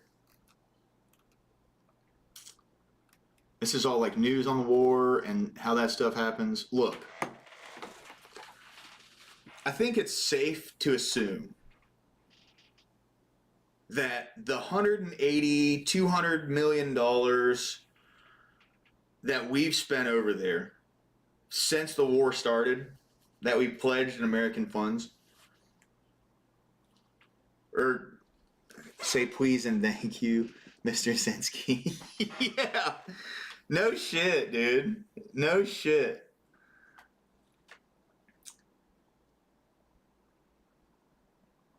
I think it's safe to assume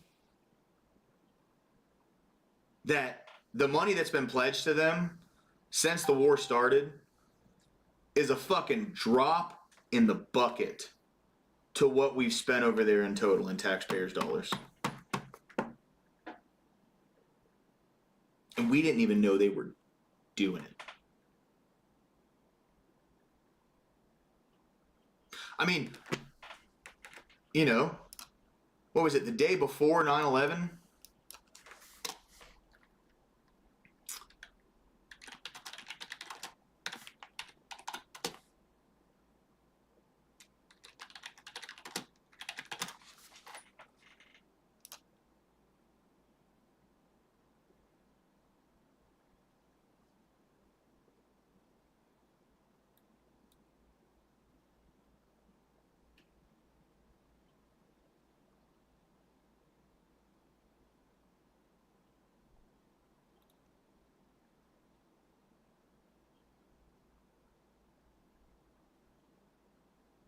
Was that not true?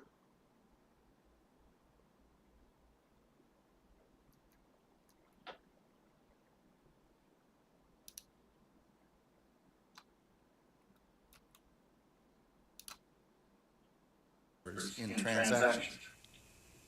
We cannot share information from floor to floor in this building because it's stored on dozens of different technological systems that are inaccessible or incompatible. We maintain 20 to 25% more base infrastructure than we need to support our forces, at an annual waste to taxpayers of some $3 to $4 billion. Fully half of our resources go to infrastructure and overhead. And in addition to draining resources from warfighting, these costly and outdated systems, procedure. Wait, this is from C-SPAN. Is there not an article to go alongside this? In transactions. According to some estimates, we cannot track $2.3 trillion in transactions. We cannot share information from floor to floor in this building because Yes! it's stored on. That's from September 10th. That is true. You don't fucking hate him enough, bro. Yes, Building 7, absolutely. You don't fucking hate him enough. That was the video of him saying that they could not track $2.3 trillion. And these are articles calling that a lie.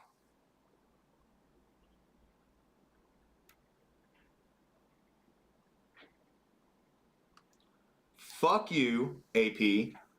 Fuck you, Reuters. Fuck you, AFP Fact Check.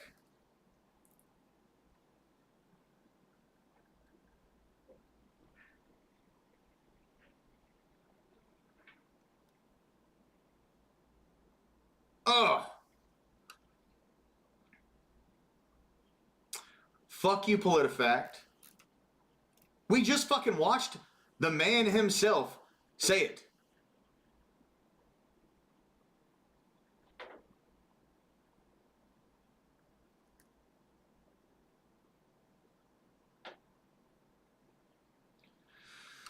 Ugh. Anyway, so yeah, I've learned a lot here. This was an interesting bit of information on this conflict. I'm not incredibly well read when it comes to this conflict.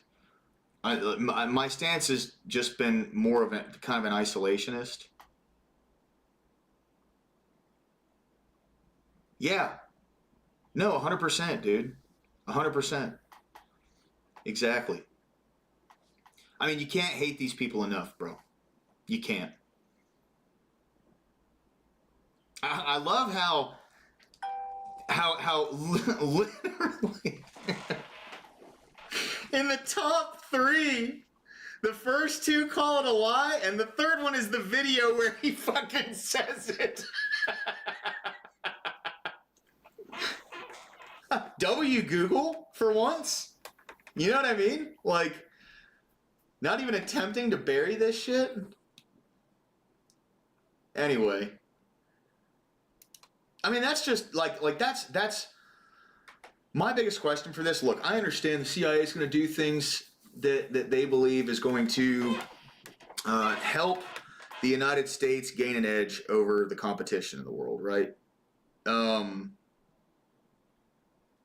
And I'm not against them doing that. But the lies and the propaganda to gather support for wars that we don't need to be involved in is the thing that I'm against. To me, that's where, like, that's the line of, bro, we're fucking paying you guys.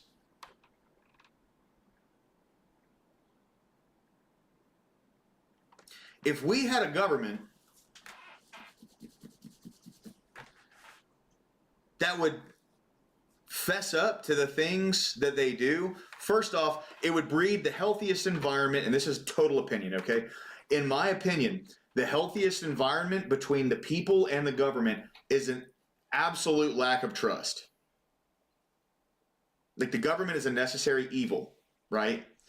We need the government to work against the corporations in order to keep a corporatocracy from happening. That's in my, like, perfect worldview, right?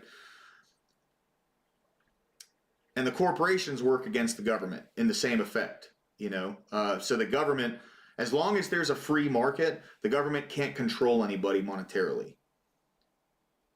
But today, we're finding out, like, in, oh, Ashton, you're good. What's up, brother? They expect people won't scroll or click. They believe the top couple headline links, people attention span is shot to hell. Absolutely. Yeah, I mean, I was very lucky to be raised by an old dude that loved to read. I was incredibly lucky to be raised by an old guy that liked to read, because he taught me the joys of reading.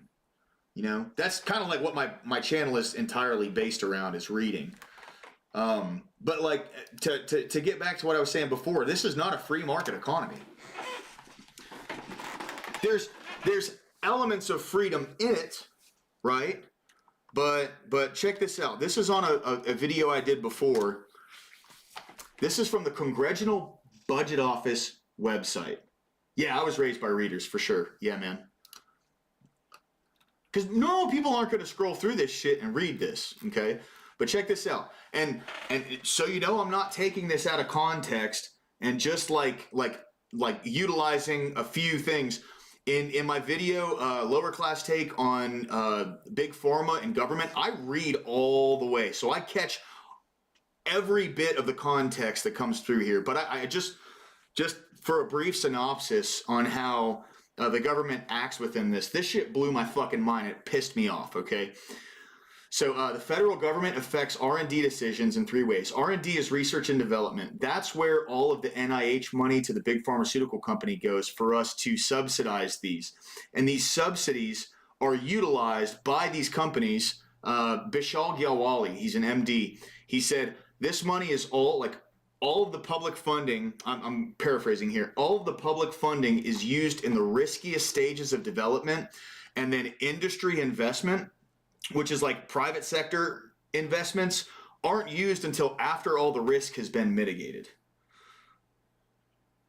So we fund all the risk. They can waste our money as much as they want until they see that they can make a safe investment with their own funds and then do that. That's fucking market manipulation. Then the federal government affects R&D decisions in three ways. First, it increases demand, which encourages new drug development by fully or partially subsidizing. Correct. They fully or partially subsidize the purchase of prescription drugs through a variety of federal programs, including Medicare and Medicaid.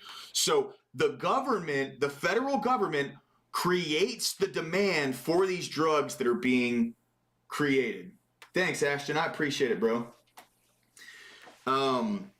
Second, the federal government increases the supply. It funds basic biomedical research that provides scientific foundation for the development of new drugs by private industry. This is the riskiest part. Trying the new chemicals, utilizing it on people through tests. Then tax credits, both those available to all types of companies and those available to drug companies for developing treatments of uncommon diseases, provide incentives to invest in R&D. To what degree do we invest in R&D with our taxpayers' money? Like, what percentage of it? Who the fuck knows? We just know how much money is being shelled into it. Similarly, deductions for R&D investment can be used to reduce tax liabilities immediately rather than over the life of that investment. So my question here is, can they write off the costs accrued by taxpayers' dollars?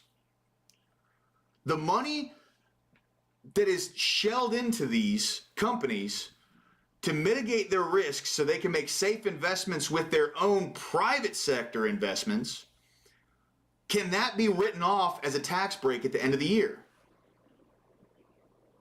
And then finally, this is the craziest shit right here, bro. Check this out. Finally, the patent system and certain statutory provisions which are in this patent system that delay FDA approval of generic drugs. So when they come up with a new drug,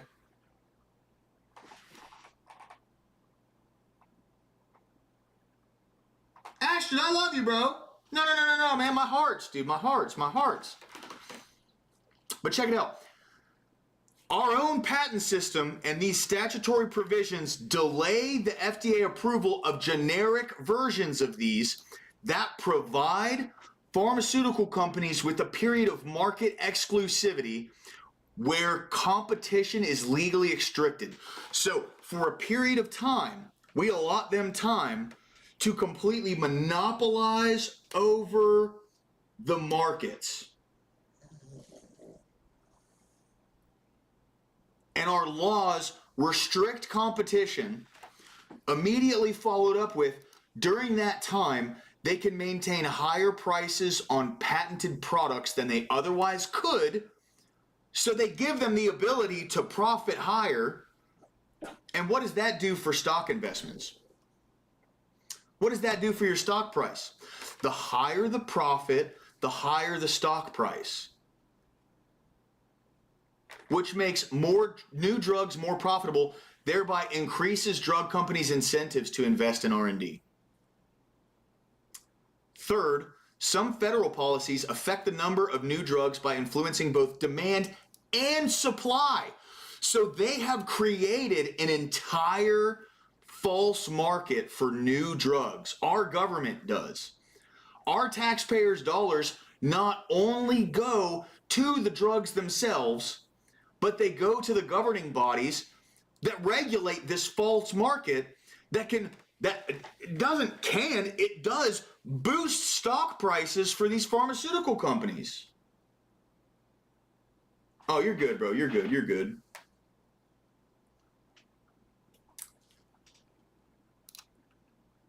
But it's just insane to me. And these same people that are already taking your fucking tax dollars. Hey, Ashton, check this shit out, bro. I'm gonna show you something wild, dude.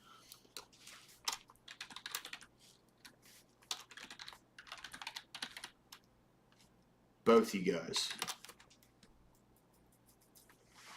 This is Reporter from NIH.gov. This is all the money. This tracks all the money that's shelled out for research and development. You can look this up yourself. The first time, the first time that I scrolled down on this, it crashed my fucking browser, dude. Watch this shit. Fiscal year total cost. Okay, so this is the total amount that was shelled out to these companies. Look at some of these. Okay, watch this shit. Oop.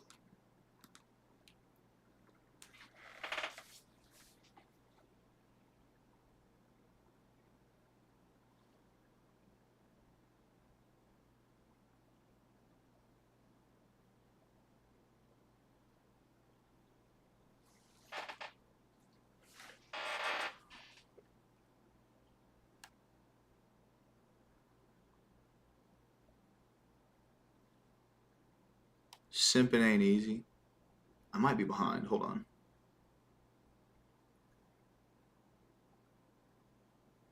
Symphony, yeah, something like that. It is. Oh yeah, but it's still going.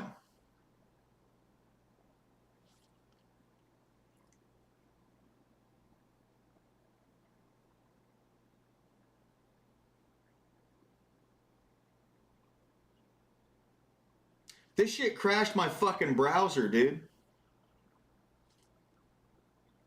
Oh yeah, it'll stop for a second, it'll load, and it's just gonna keep doing that for a little bit. But I mean, like, dude, look at some of these numbers, bro. Almost 5 million here. Over a million, over a million. 2.5 million. 2.5 million. Over a million, over a million. And all this money gets shelled out for this research that is specifically going to pharmaceutical companies' profits.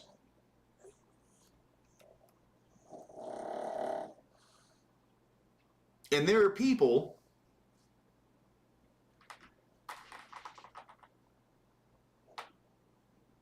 oh yeah, 100%.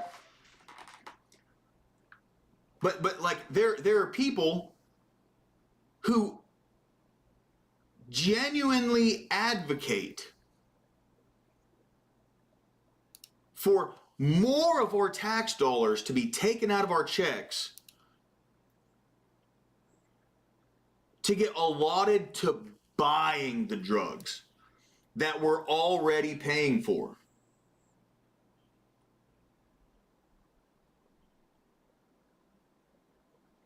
Where all the risk is mitigated, the investments are safe, our government creates a false market for these drugs, so the second they gain FDA approval, they're being bought with taxpayers' dollars through Medicare and Medicaid. They restrict their competition so they can set the price and own the market on that drug for an allotted time.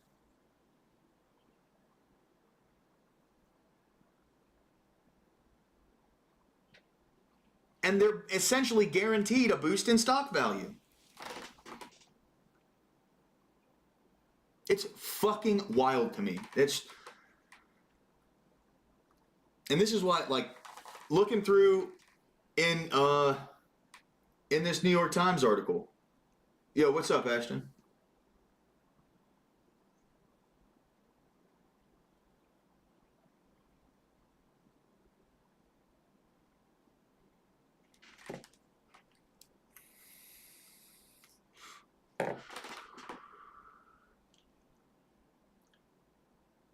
What's up?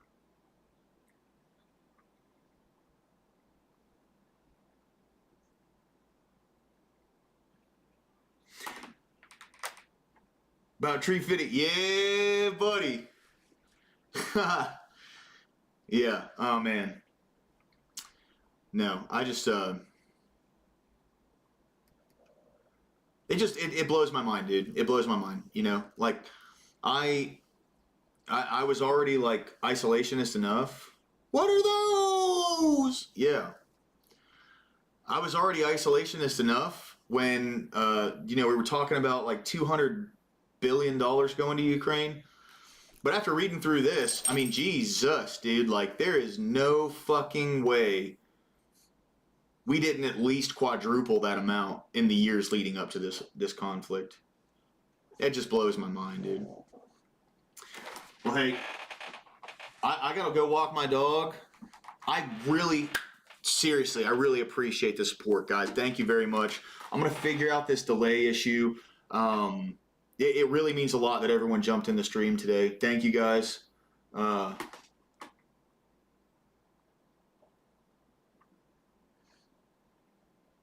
We didn't do what?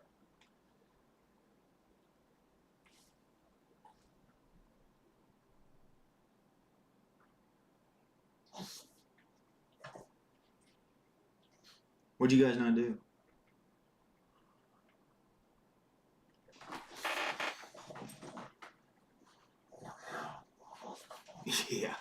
Yeah, fair.